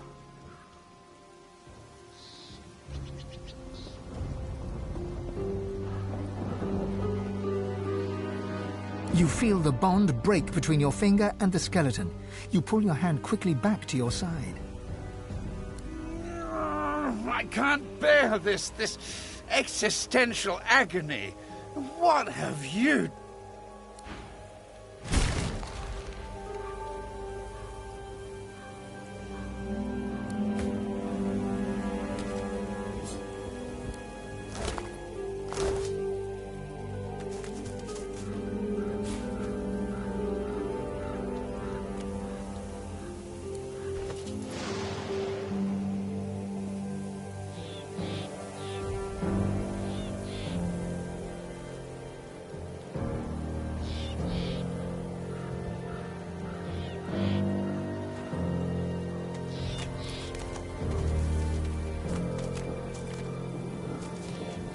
Mourn not for Crispin, a simpleton's idea of a clever man, and a poor man's idea of a rich one.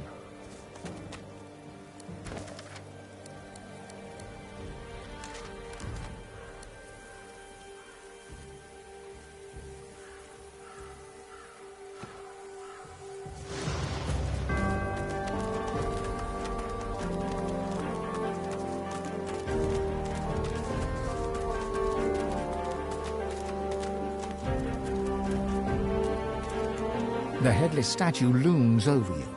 Its praying, decapitated form resembles that of an executed martyr.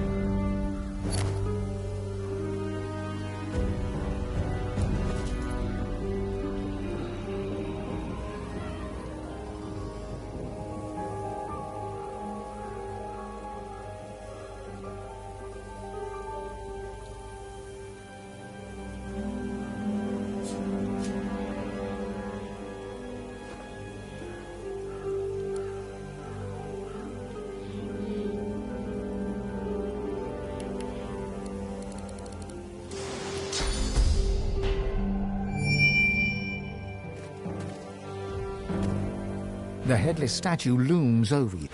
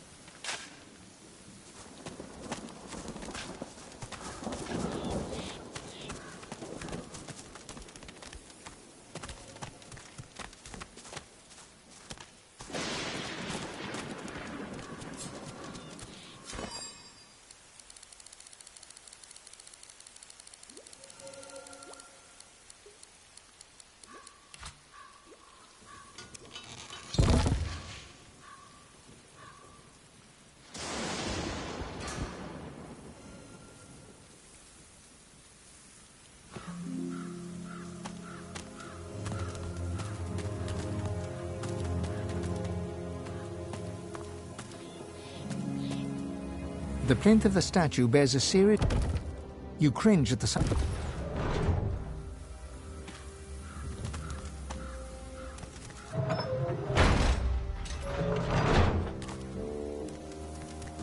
Won't budge.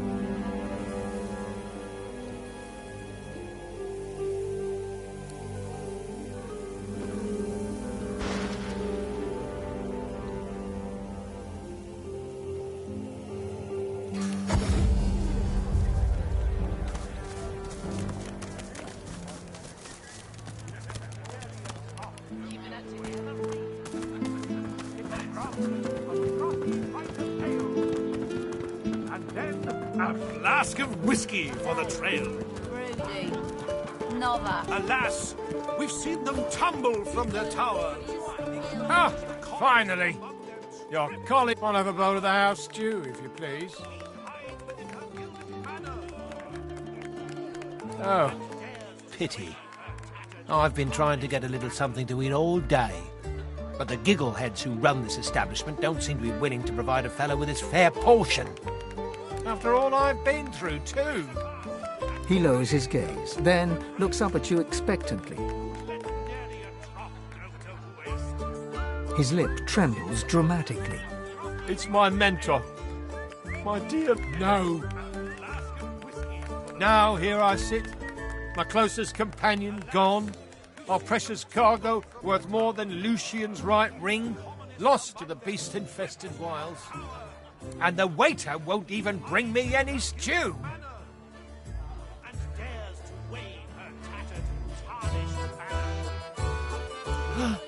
Oh, my sweet, how I've missed you. It seems someone has taken liberties with your lock. He eyes you with an arched eyebrow, then presses his cheek to the crate and croons. Never mind. Here you are, safe and sound, where you belong. I thank you, but it seems someone has already thanked themselves by the state of this lock. Now, if you'll excuse us... I got a right to live, don't I? Twinkle, and Praise a class, and praise the dwarven race! Who'd let nary a drop go to waste? A sip of rum, a frothy pint of ale. Hello, my friend. I'm so relieved now that my precious cargo has been returned to me. So very, very relieved. Always. I haven't forgotten what I've heard about the chef's mastery of the pot and cleaver. I'm simply waiting to have it proven to me.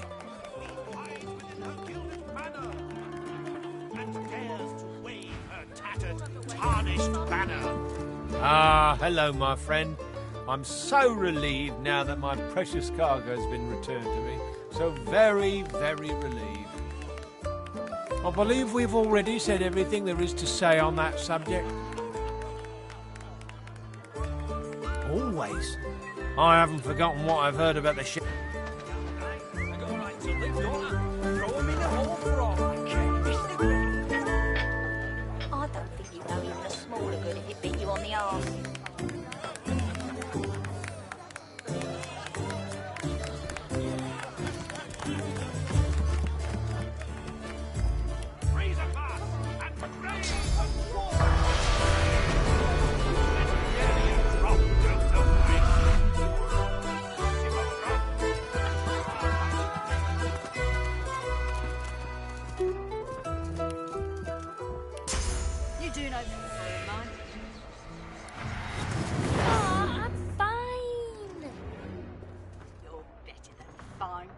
a hero.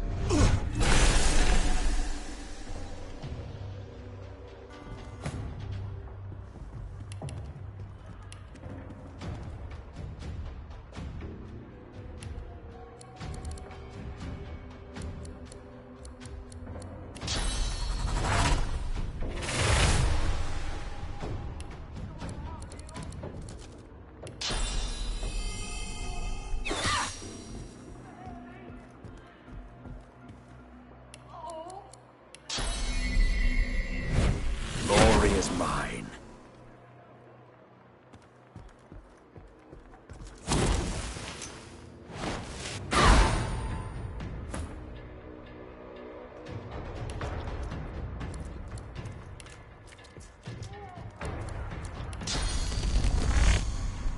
Into the dark with you.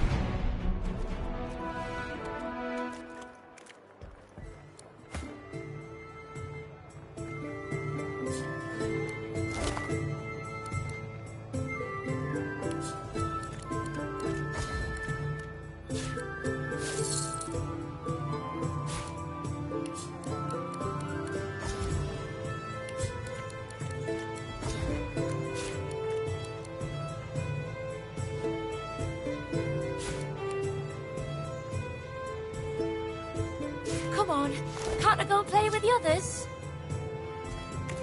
No can do, chickadee. You're not leaving my sight for a while longer yet. But Mom...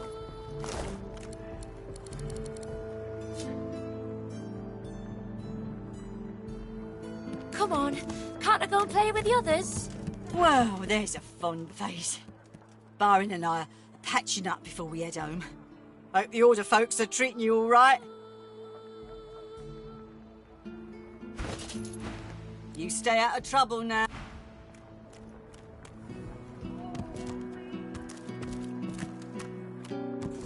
You doing okay, boy of mine?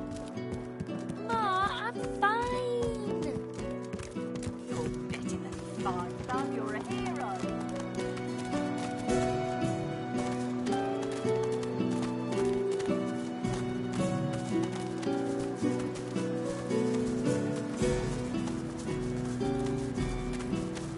I've spotted something.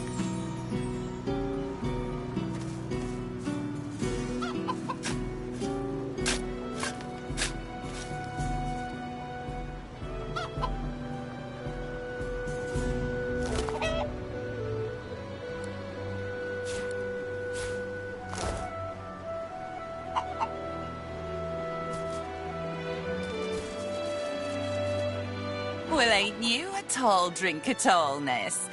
What can I do for you, honey?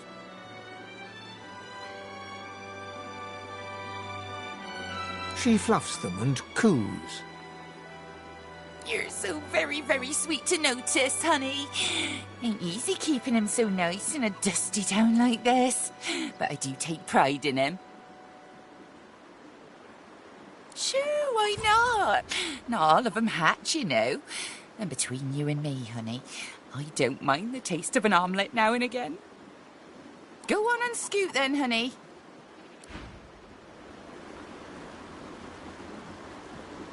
What do you want?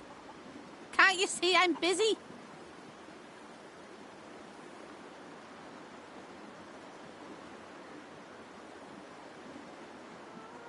Oh, you want a list? I've got eggs to lay, grass to tidy, grain to clear, and Magister boots to peck. Now, if you'll excuse me.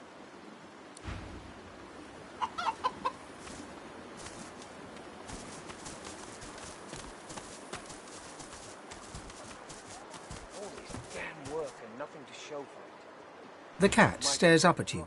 Its midnight black pupils are too prominent for you to discern the colour of its glazed eyes. 8 lives already gone, but I'd gladly lose the last if you can throw me a fish. One of those smelly kind.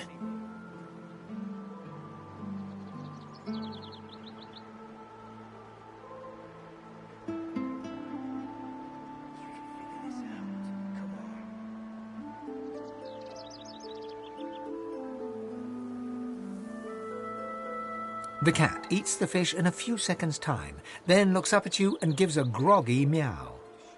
Maybe I should stick to the good stuff for a while, but I'll miss the shadow. He pokes his nose at your map, leaving a wet spot. I think you'll find something interesting there. Found me some goodies during life number 6. Now, if you don't mind, I need a bit of me time.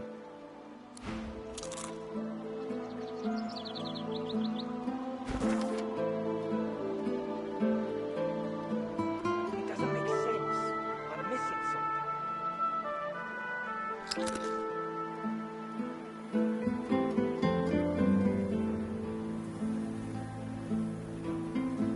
You can figure this out. Come on.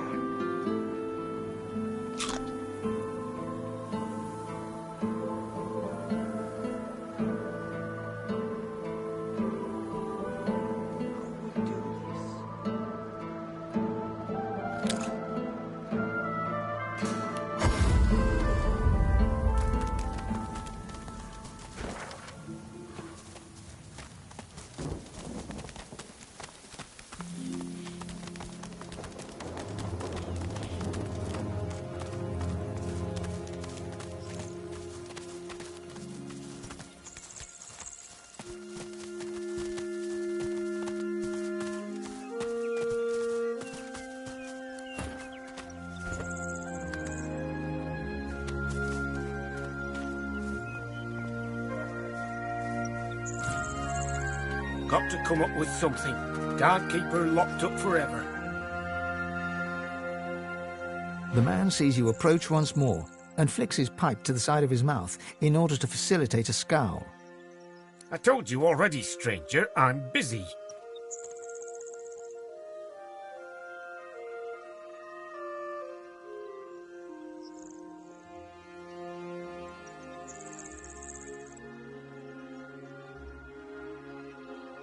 The man chomps on the bit of his pipe, generating a small cloud of nervous smoke. Finally, he plucks it from his mouth and clears his throat. I came by a new patient. A young woman, very troubled. I'll do what I can for her, but I'll need to concentrate. And that means... He gestures with his pipe for you to leave.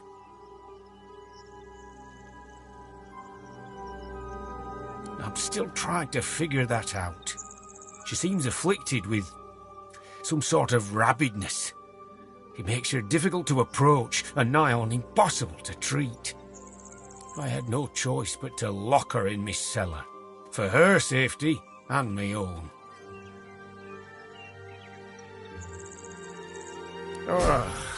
Fine. You can help. Take this key and go to the cellar. I'll join you there.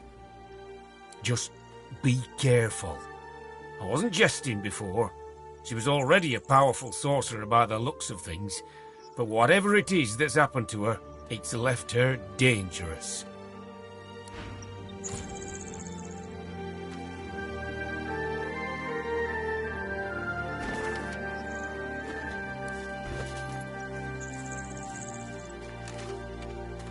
Got to come up with something. Can't keep her locked up forever.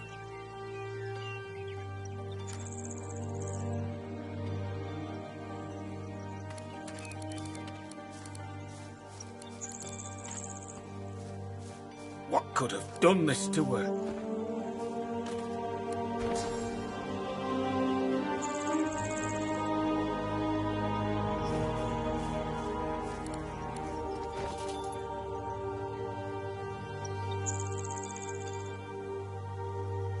What could have done this to her?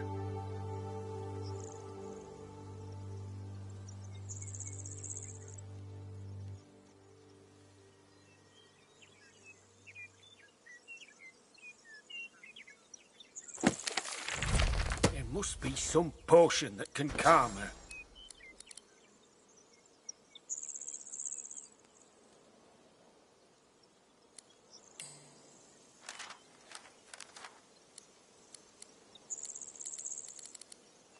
Got to come up with something. Can't keep her locked up forever.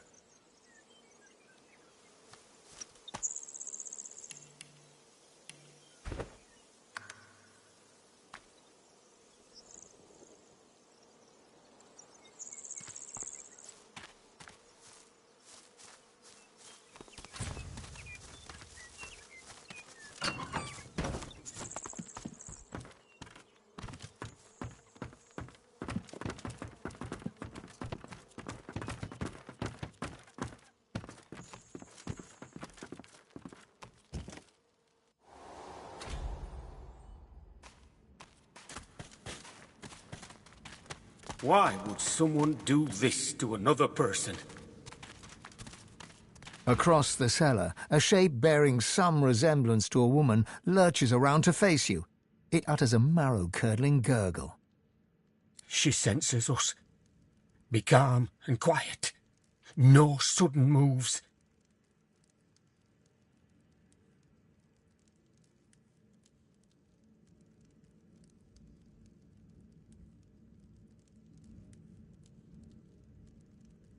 You're right. I hadn't noticed before. Couldn't get close enough. We have to help her. Maybe we can reverse whatever was done to her. All right. We need her subdued, understand? Do whatever you can to weaken her. Just don't go too far or you might kill her. Another gurgle, sharper, angrier. Then the sound of rapid footfalls rushing towards you.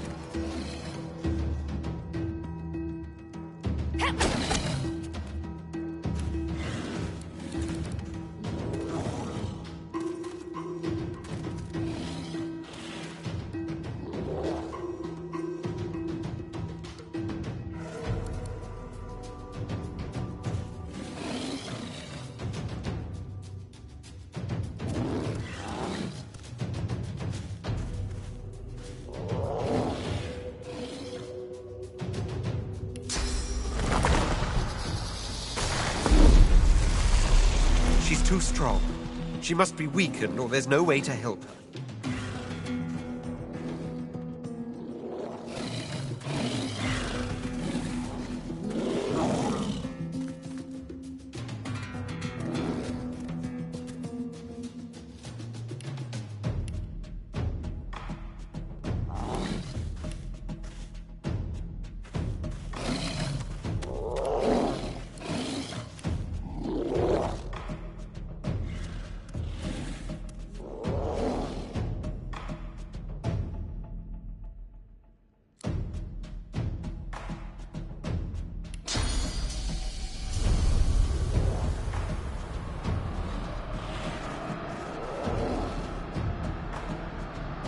I'm ready.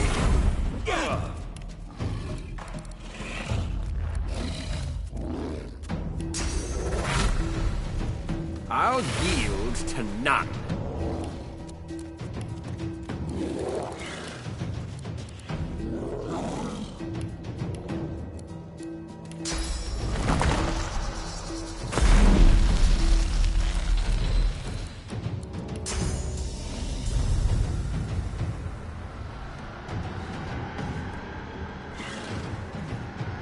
Prepare yourself.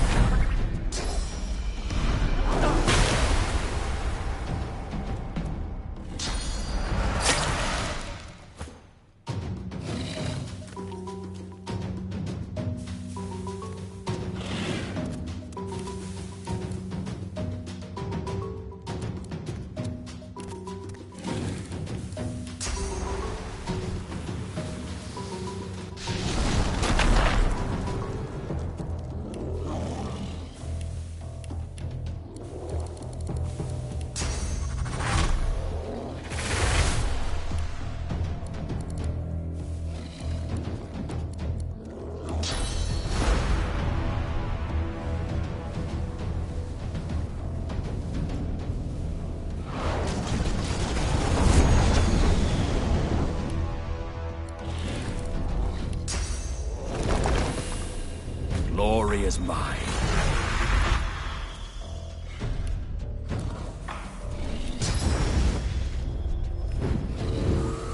Prepare yourself.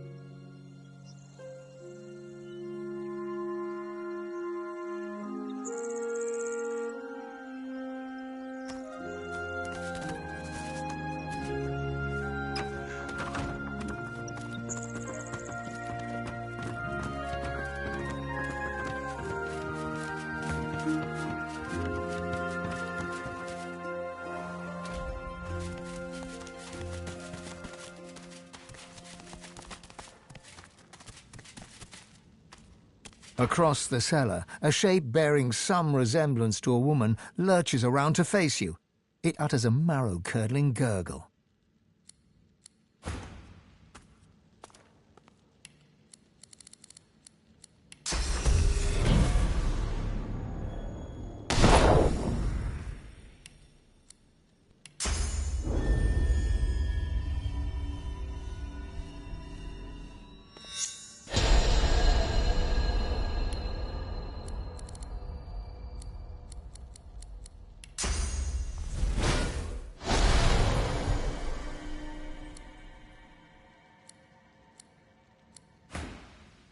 She senses us. Be calm and quiet. No, so be careful. If you alert her, she'll... Another gurgle, sharper, angrier. Then the sound of rapid foot...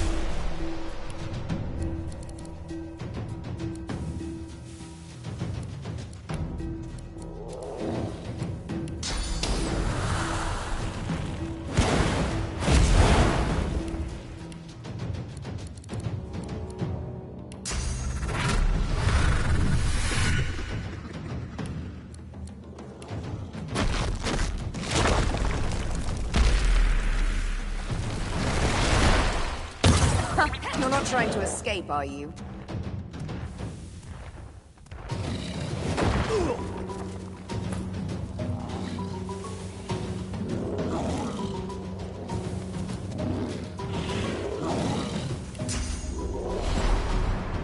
I'll yield to none.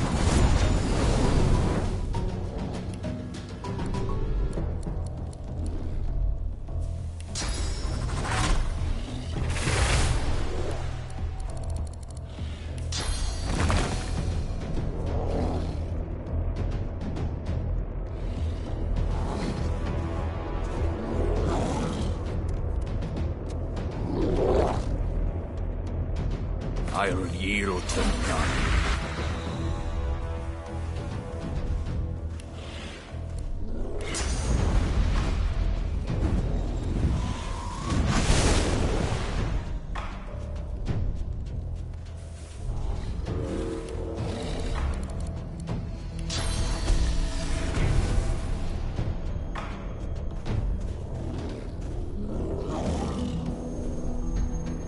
Prepare yourself.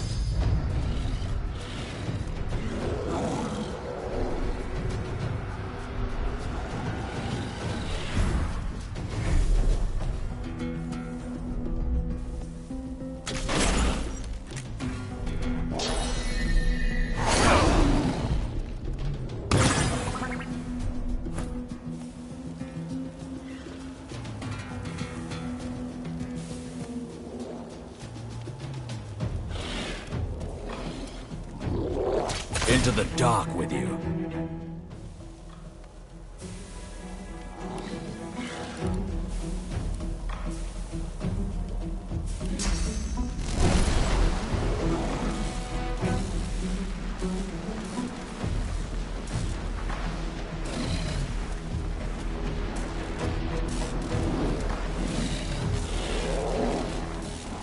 Prepare yourself.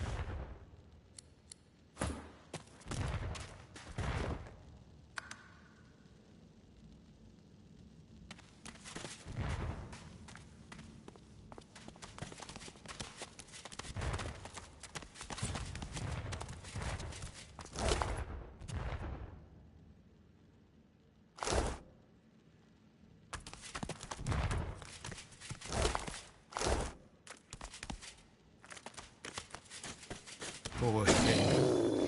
The gods must be in a bad humour to let this happen to her. He fishes out his pipe and tries to spark it alight with some flint. His trembling hands make it difficult work. He shoves the pipe back in his pocket. To hell with the gods. I'm going to see what I can learn from this poor girl before I give her a proper burial. Maybe it'll help me save the next one. Well... He rolls up his sleeves and produces a surgeon's knife. Only one way to find out. Leave me be now. I have work to do. What is this?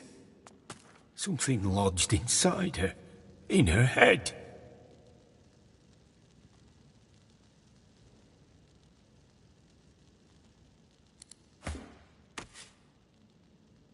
It's a shame that poor girl couldn't be saved. But at least I've learned what happened to her. Some sort of maggot was planted inside her skull. It was twisting her mind, warping her body. Oh, I can't fathom how someone could do that to another person. I'm going to get back to my usual work now. Maybe it'll help me take my mind off things. If you're after a healing or a spot of trade, my door's always open. All right. Hold still now.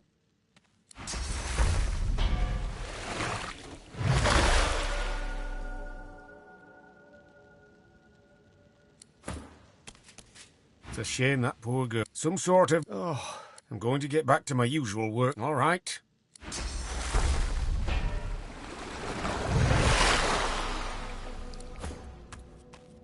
It's a shame that... I'm going to get back to my... All right.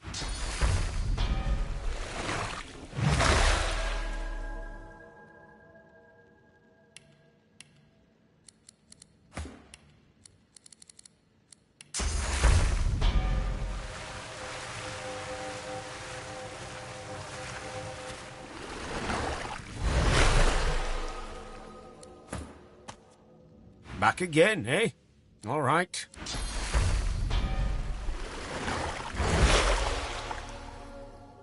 Back again. All right.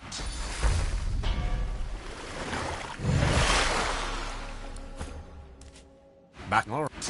What's on your mind?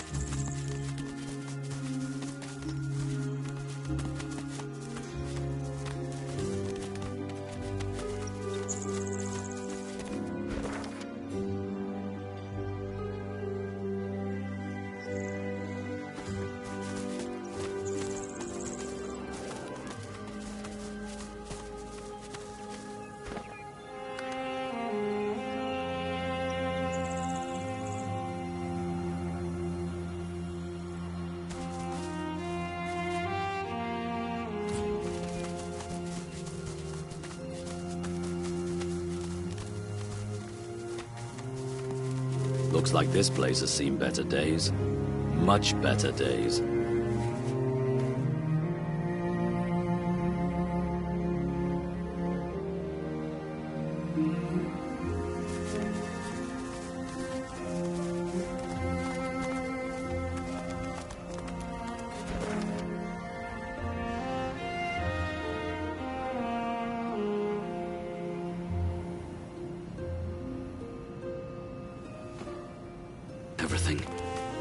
Everything is very dark all of a sudden.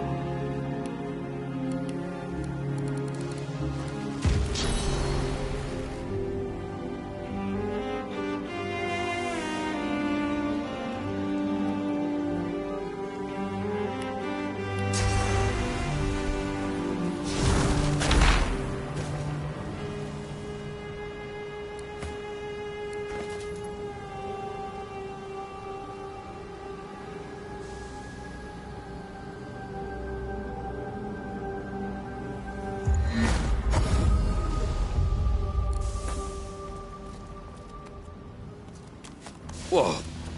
Ground's trembling almost as bad as the Lady Vengeance on rough seas.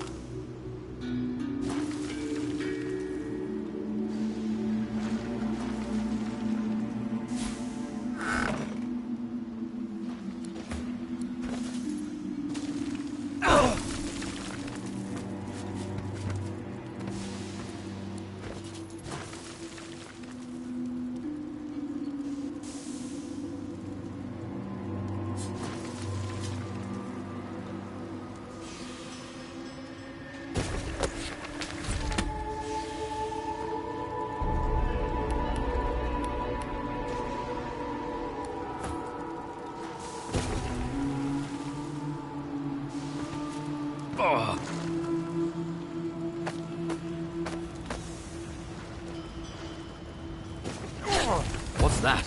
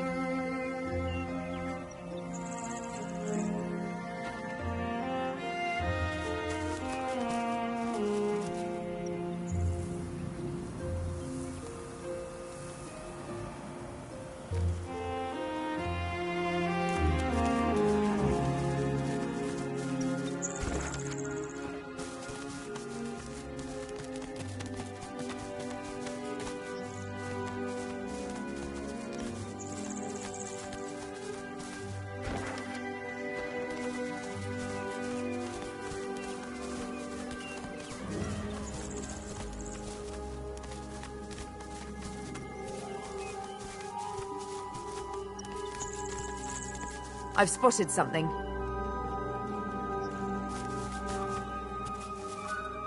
The skeleton is old enough for flies to have eaten its flesh, though some of its owner's clothing still remains intact, including a belt with a gleaming buckle. The bones look properly intact, though its skull is askew, as if the skeleton is looking in a direction it shouldn't be able to. The belt may have been gnawed by rodents and reptiles, but the name engraved on its buckle is unmistakable: Victor. You see no blood or signs of struggle. The surrounding vegetation is green and healthy. Well, here's one corpse that never got a proper burial.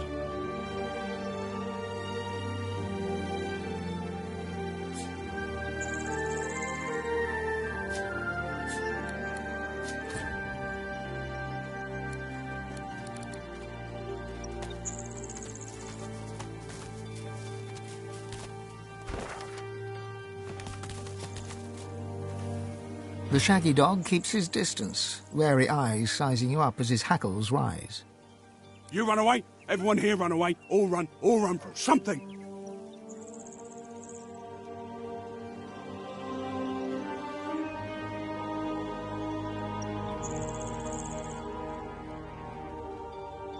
Like sticks? Balls? Understand. I understand. I ran away from bad man. Very bad man. Man wanted to make me spider food. I know. I can sniff. Good and bad. Riker bad.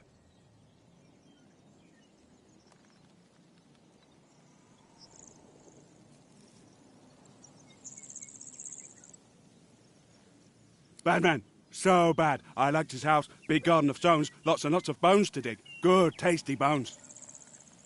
But when I sniffed him, how he is for true, I ran and ran and ran.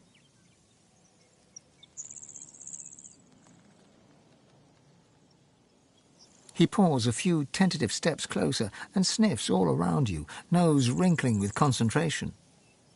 Smell not like dog, like wolf, but not bad like Riker. Good wolf.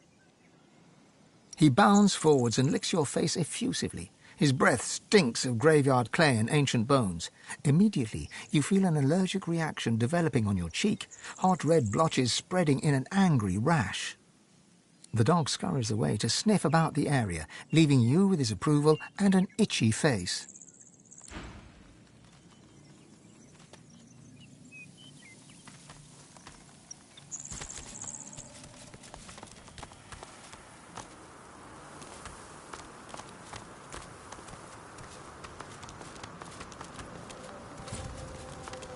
Looks like this place has seen better days. Much better days.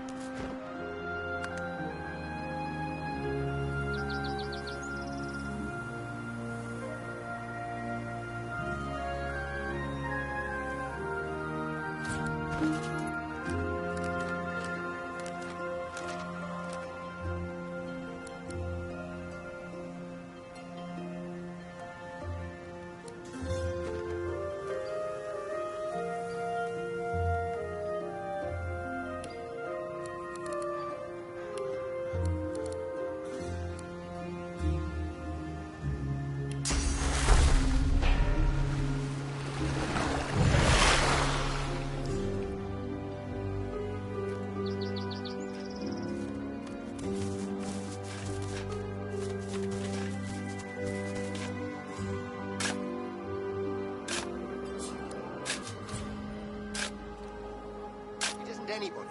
It's a monster, pure and simple. All of them are.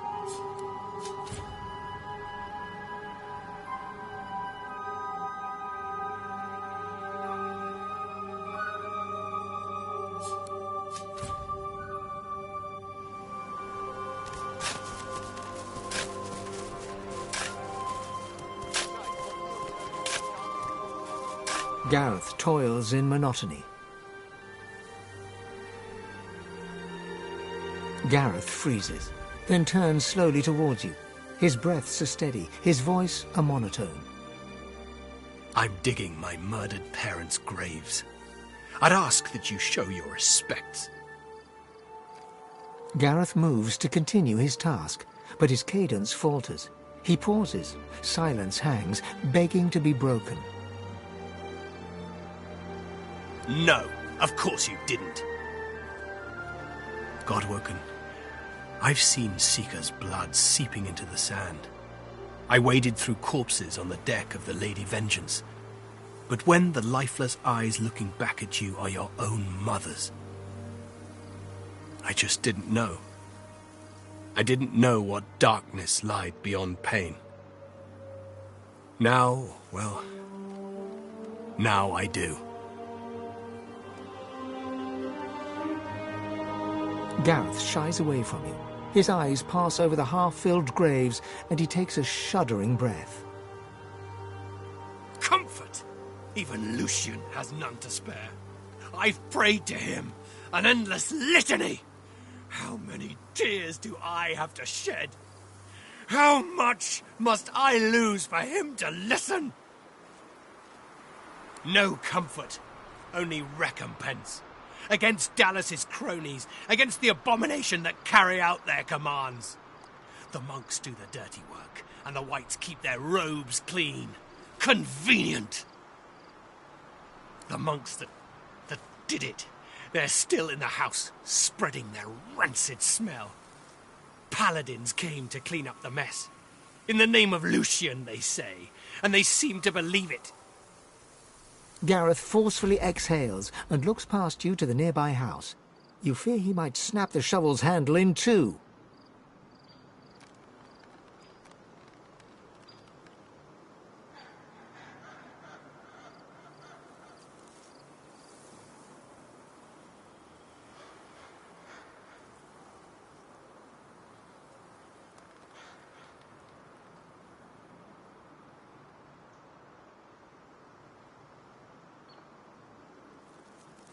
I've got no use for empty platitudes. Not from some whinging wolf chosen as the Seven's special pet. You swear you hear Gareth's pulse, galloping faster than a saddled mount. You've never heard such a thing before, but you suspect Gareth's heart is close to tearing. If you want to help, then you find the craven wight that ordered their slaughter. Anyone that stands between you and truth, no matter the flag they fly or creed they follow, make them bleed!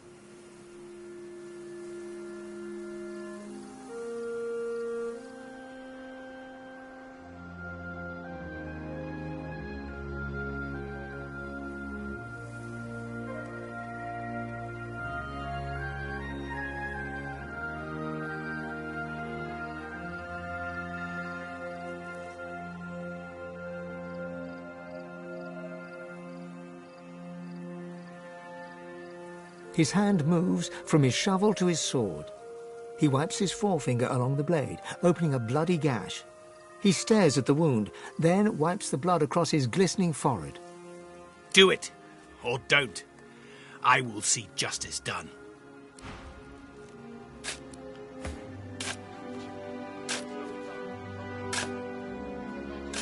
Gareth shovels with the regularity of a marching soldier.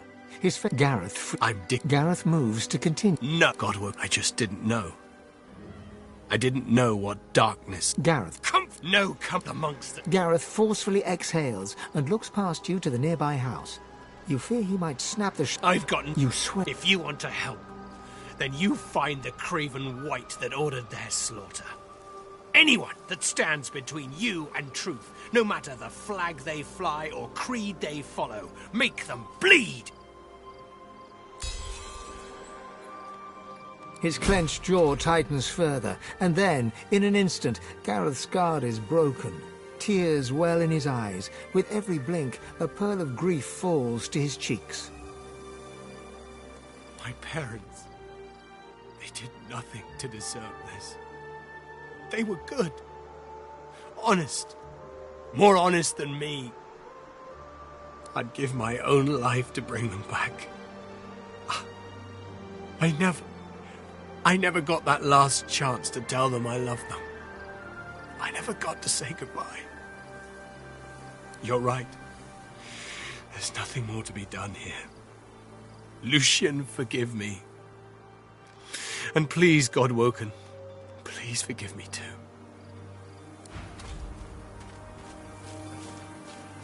It's not done, not anymore. It's the Magisters' property. Let them handle it. Besides, what's the alternative? Guard this door forever? Feed them like pets? Just forget about it.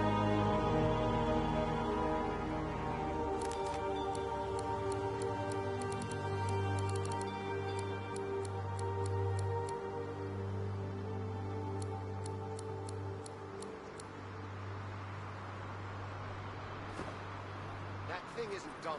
It isn't anybody. It's a monster, pure and simple. All of them are.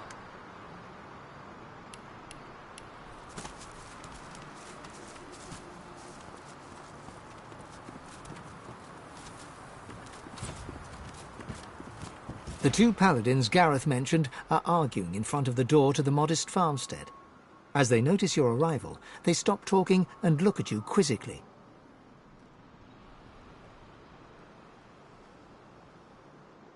We're guarding this house. Wise to stay well back. There's a bunch of silent monks inside who've tasted blood today. Already killed in there, so they did. They didn't kill anybody. The Magisters who controlled them did. You know Donna, she wouldn't hurt a fly. Not until they turned her. But they did turn her. And now she's not Donna anymore. Get it through your head. The poor creature should be put down. No, wait! Surely, maybe someday they can be fixed. When all this source nonsense is over. The other paladin rolls his eyes and shakes his head as he turns to face you. In any event, it's our business, not yours. You just stay well away from the door and you'll be perfectly safe.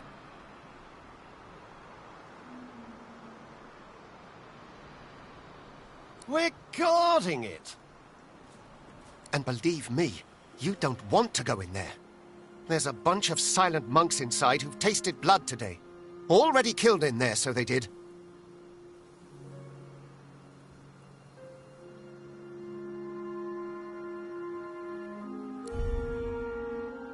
I don't think so. Stay out of our business.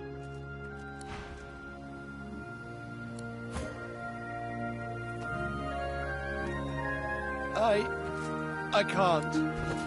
That's Donna in there. She was a friend. Our friend. The two paladins Gareth mentioned are... We're guarding... They did... But they did... No! Wait! The other paladin... In any event, it's our business, not yours. We're guard... And believe me, you don't want to go in there. There's a bunch of silent monks inside who've tasted blood today. Already killed in there, so they did.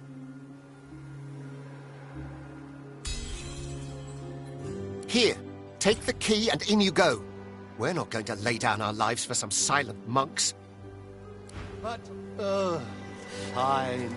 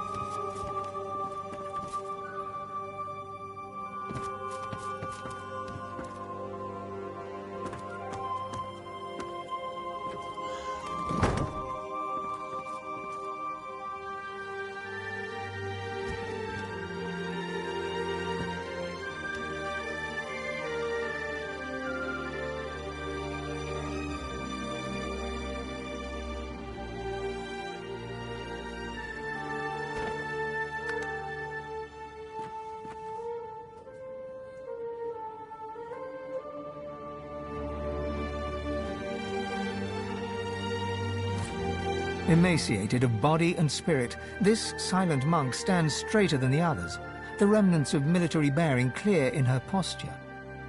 This must be Donna, the one spoken of by the paladins guarding the door.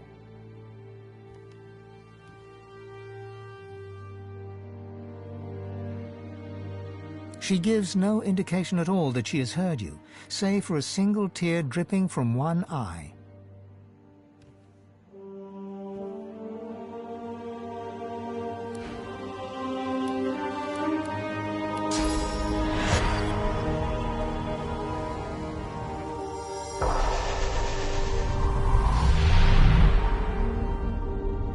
She stands right where you left her. You get the distinct feeling that you could stand here for a century and still not see her move a muscle.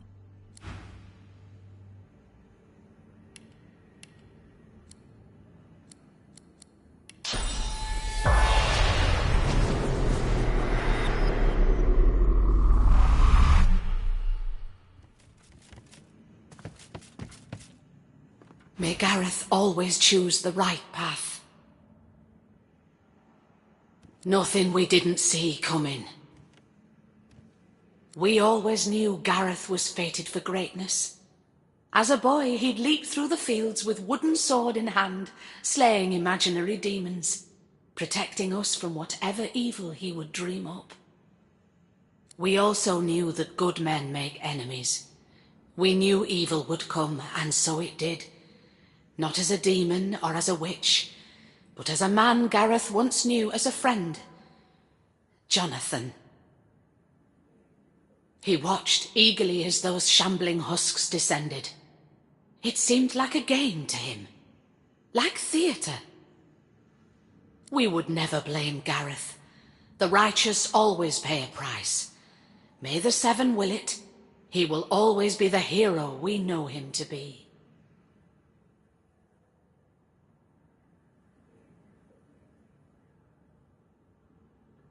We always want to believe in each other. It's what separates us from the void. It's what makes our existence worthwhile. It's what we do next that defines us. We can respond with treachery, or we can rise above. I trust that you will.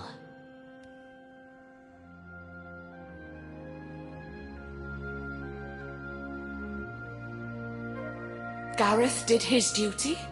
We felt it was only right that we did ours. The farm was always a safe space for sorcerers needing refuge. They deserved a haven, and so we gave them one. Our guests were usually frightened, shy, grateful. They never used their source, so the Voidwoken never came. The last one, though, she wasn't like the others. A lizard named Hanag. We housed her and fed her. Robes like a wizard's, voice like a queen's. Voidwoken appeared before long, and paladins after that.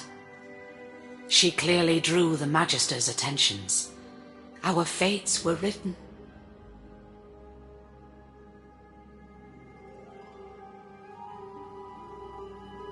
I never thought she meant to do us wrong. I don't blame her for fleeing to the Cloister Wood. I worry for her.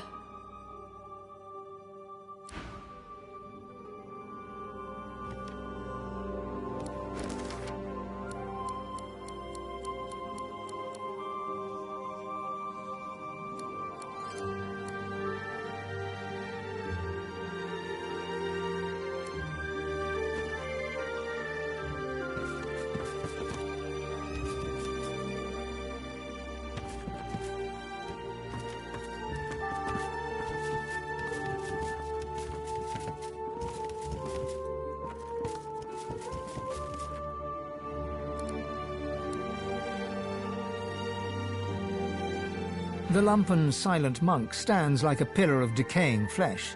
So still it seems he is not even breathing.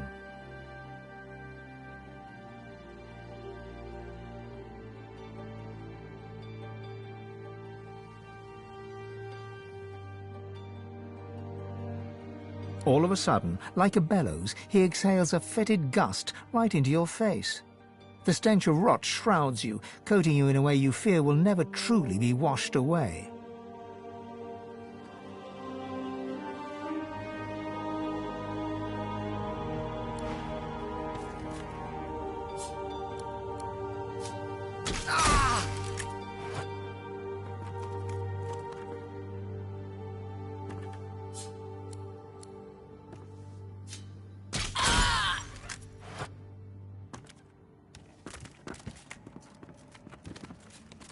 The silent monk looks like she was only recently converted. Her face was clearly beautiful once, and the eyes looking at you are not yet the full Fuligin black of other silent monks you have seen. One of her hands trembles. Twitching, it reaches out to you. Her hand is cold and smooth, like that of a porcelain doll. Jerkily, as if unused to movement, she strokes your hand gently and looks into your eyes. Her lips part and her mouth moves. Did she whisper, "Save me"? Or, "Slay me"? Or did you only hear what you wanted to hear in the whispers of the wind?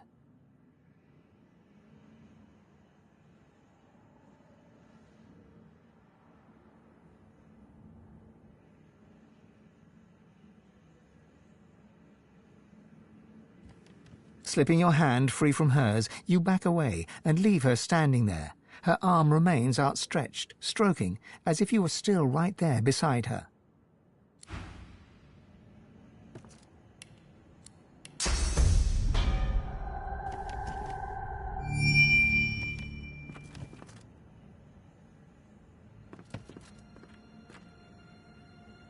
The silent monk stands with one arm outstretched, stroking.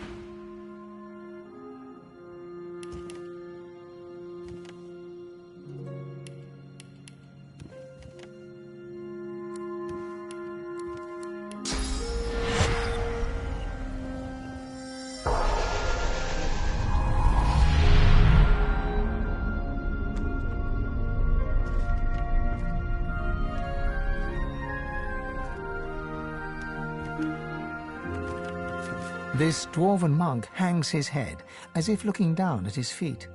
A wretched gurgling noise issues from him.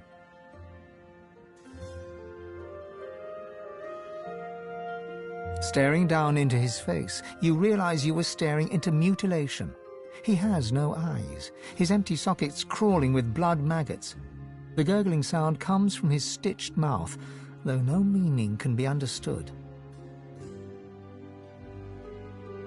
He does not resist in the least, merely slumps to the ground with one final gurgle. Into the dark with you.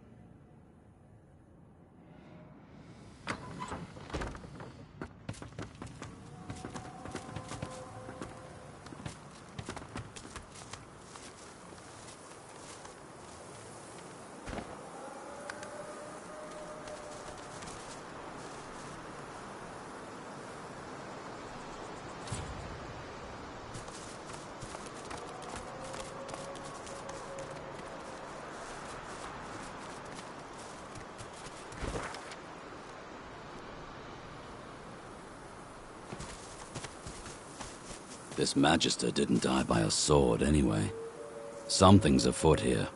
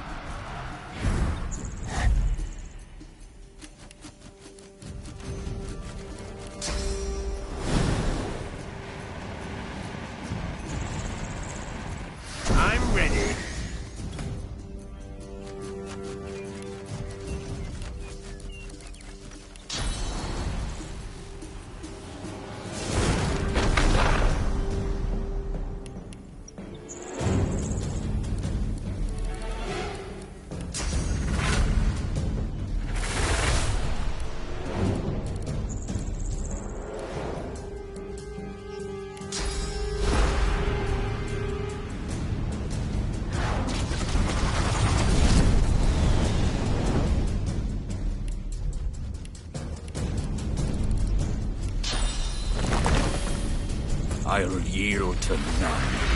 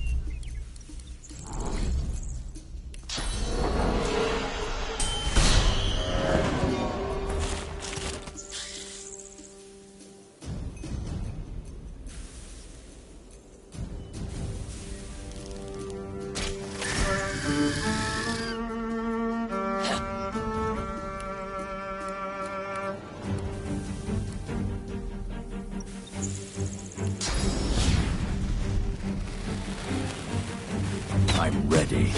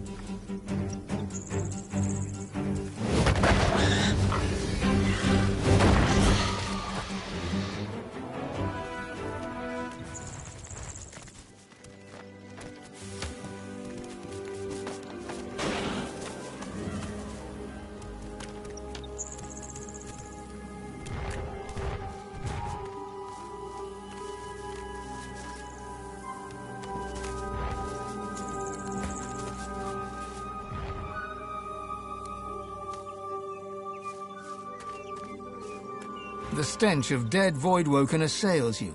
The thought occurs, Sourcerers caused this.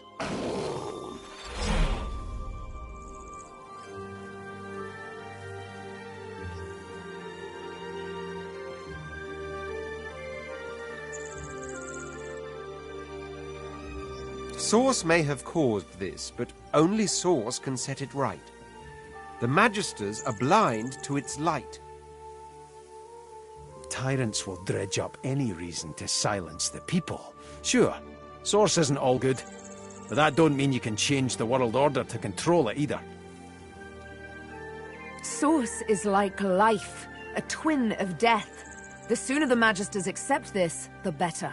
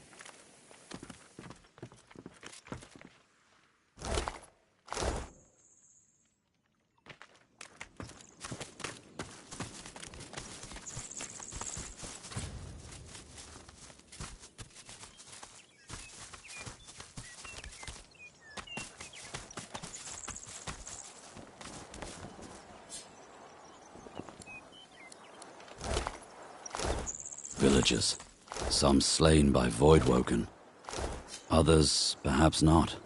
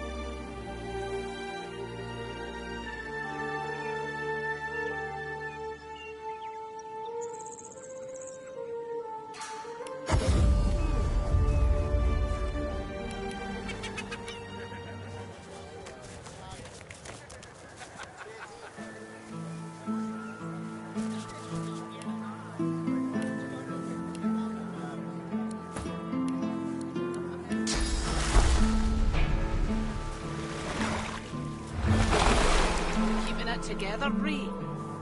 I'm all right, as long as I don't think about it too much. You're safe among friends. Never forget. Outwit still at large!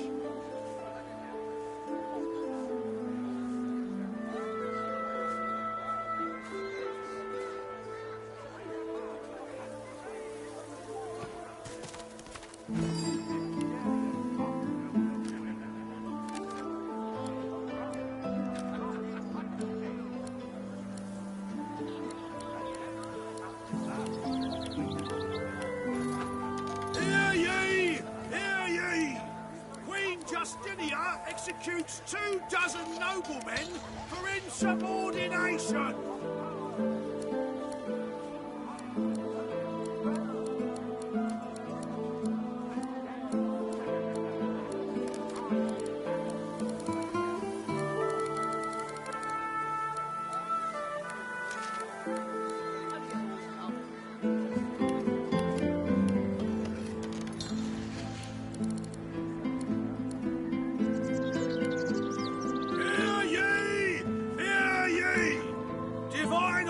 To march against the ancient empire!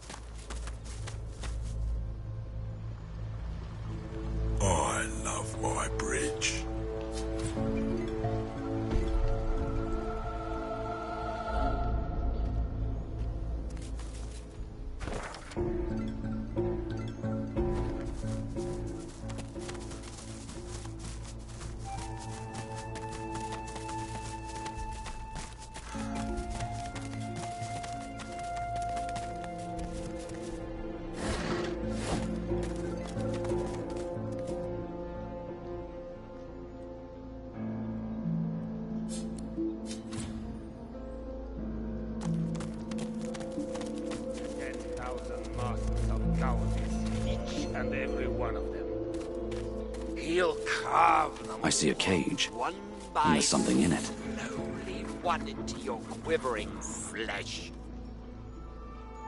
He can do what he will. But one day his one true name I'll know, and so undo him.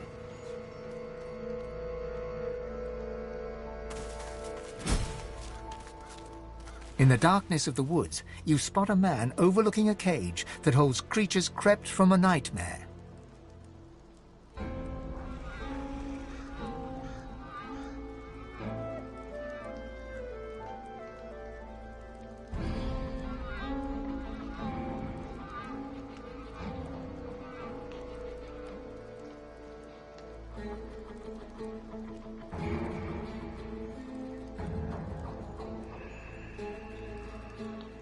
Despite the all-too unsettling nearness of these horrors, he looks poised, regal even, and wholly at ease. Go on. Step in from the shadows. Let's have a look at the wanderer lost in the woods.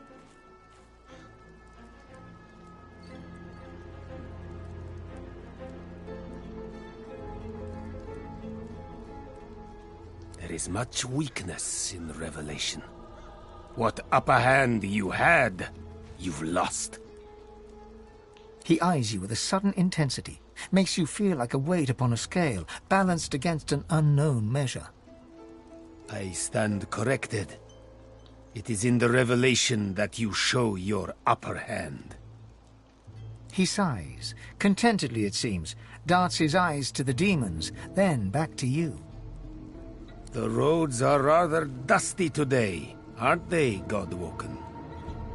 May I offer you anything to drink?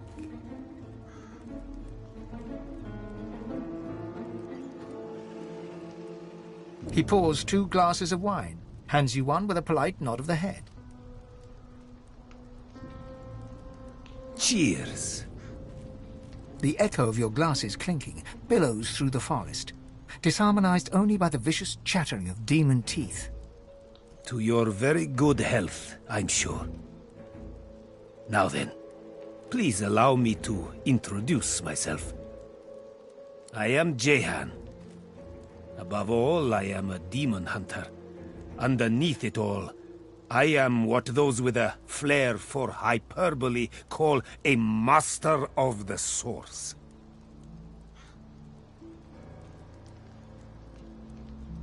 Of course you are.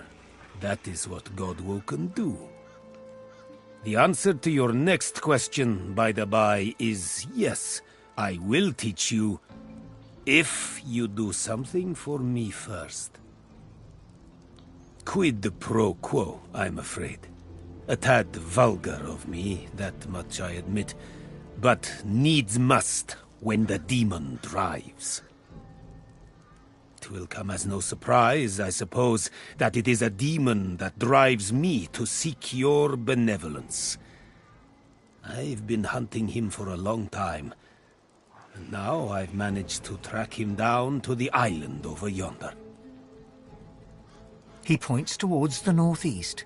You see nothing in that direction but grey water and a thick mist in which ghoulish shapes seem to form and fade. I know it's there. My caged guests have confirmed as much. But to my great frustration, I cannot reach my goal. Death fog surrounds the island, and through death fog even I cannot pass. That is where you come in.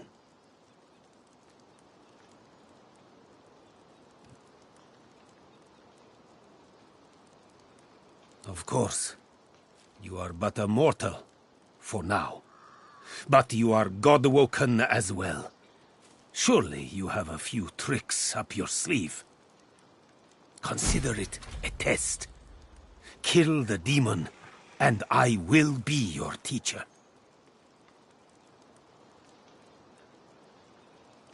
Then let me shake your hand and describe your target. The demon's guise, or vessel, one can't be quite certain, is that of a lizard known only as the Advocate. Like all of his ilk, he is kind, he is charming. He will offer you what you desire most at seemingly no cost at all. There is no such thing as no cost at all. My advice is to strike before he even has a chance to speak. But should you choose to disregard me, should you allow him to parley, all you have to do is say no. Above all else, remember that.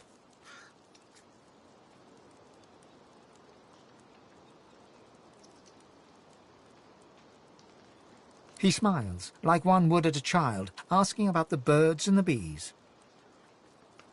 I know because I've known others like you. Those whose fates are chained, for better or for worse, to that of the gods themselves. I have battled the foe of foes, and conquered it. For a while. I have sat in perfumed gardens with the source herself, drank life from her very lips. I have seen well over 2,000 springs, and will continue to do so until time itself closes its weary eyes. Trust me, I know what you are, and what you can be.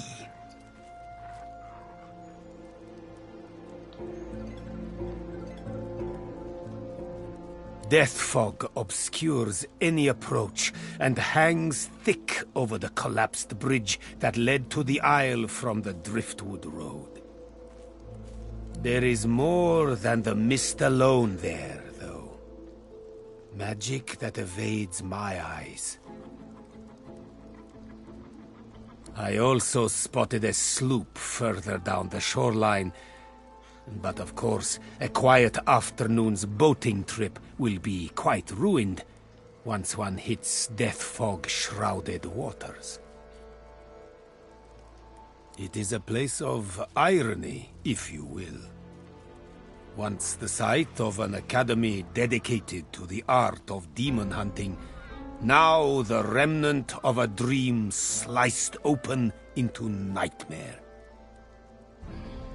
Rumor has it an exorcism went wrong there long ago, and for a short time a great demon stood unopposed. Had it not been for Dr. Daver, the entirety of Reaper's Coast could have looked like Blood Moon Island looks today.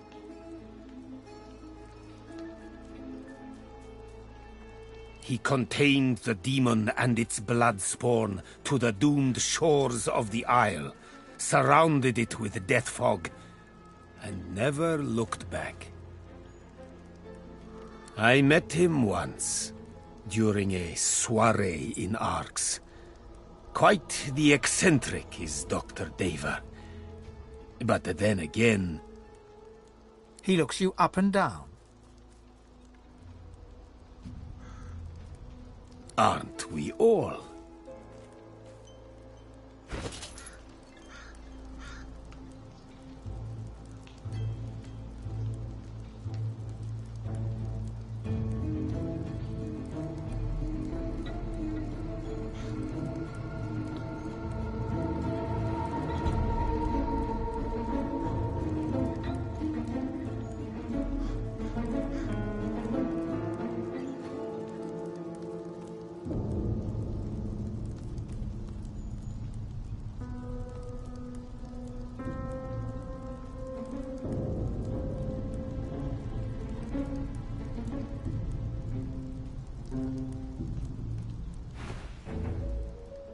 May you wander in wisdom.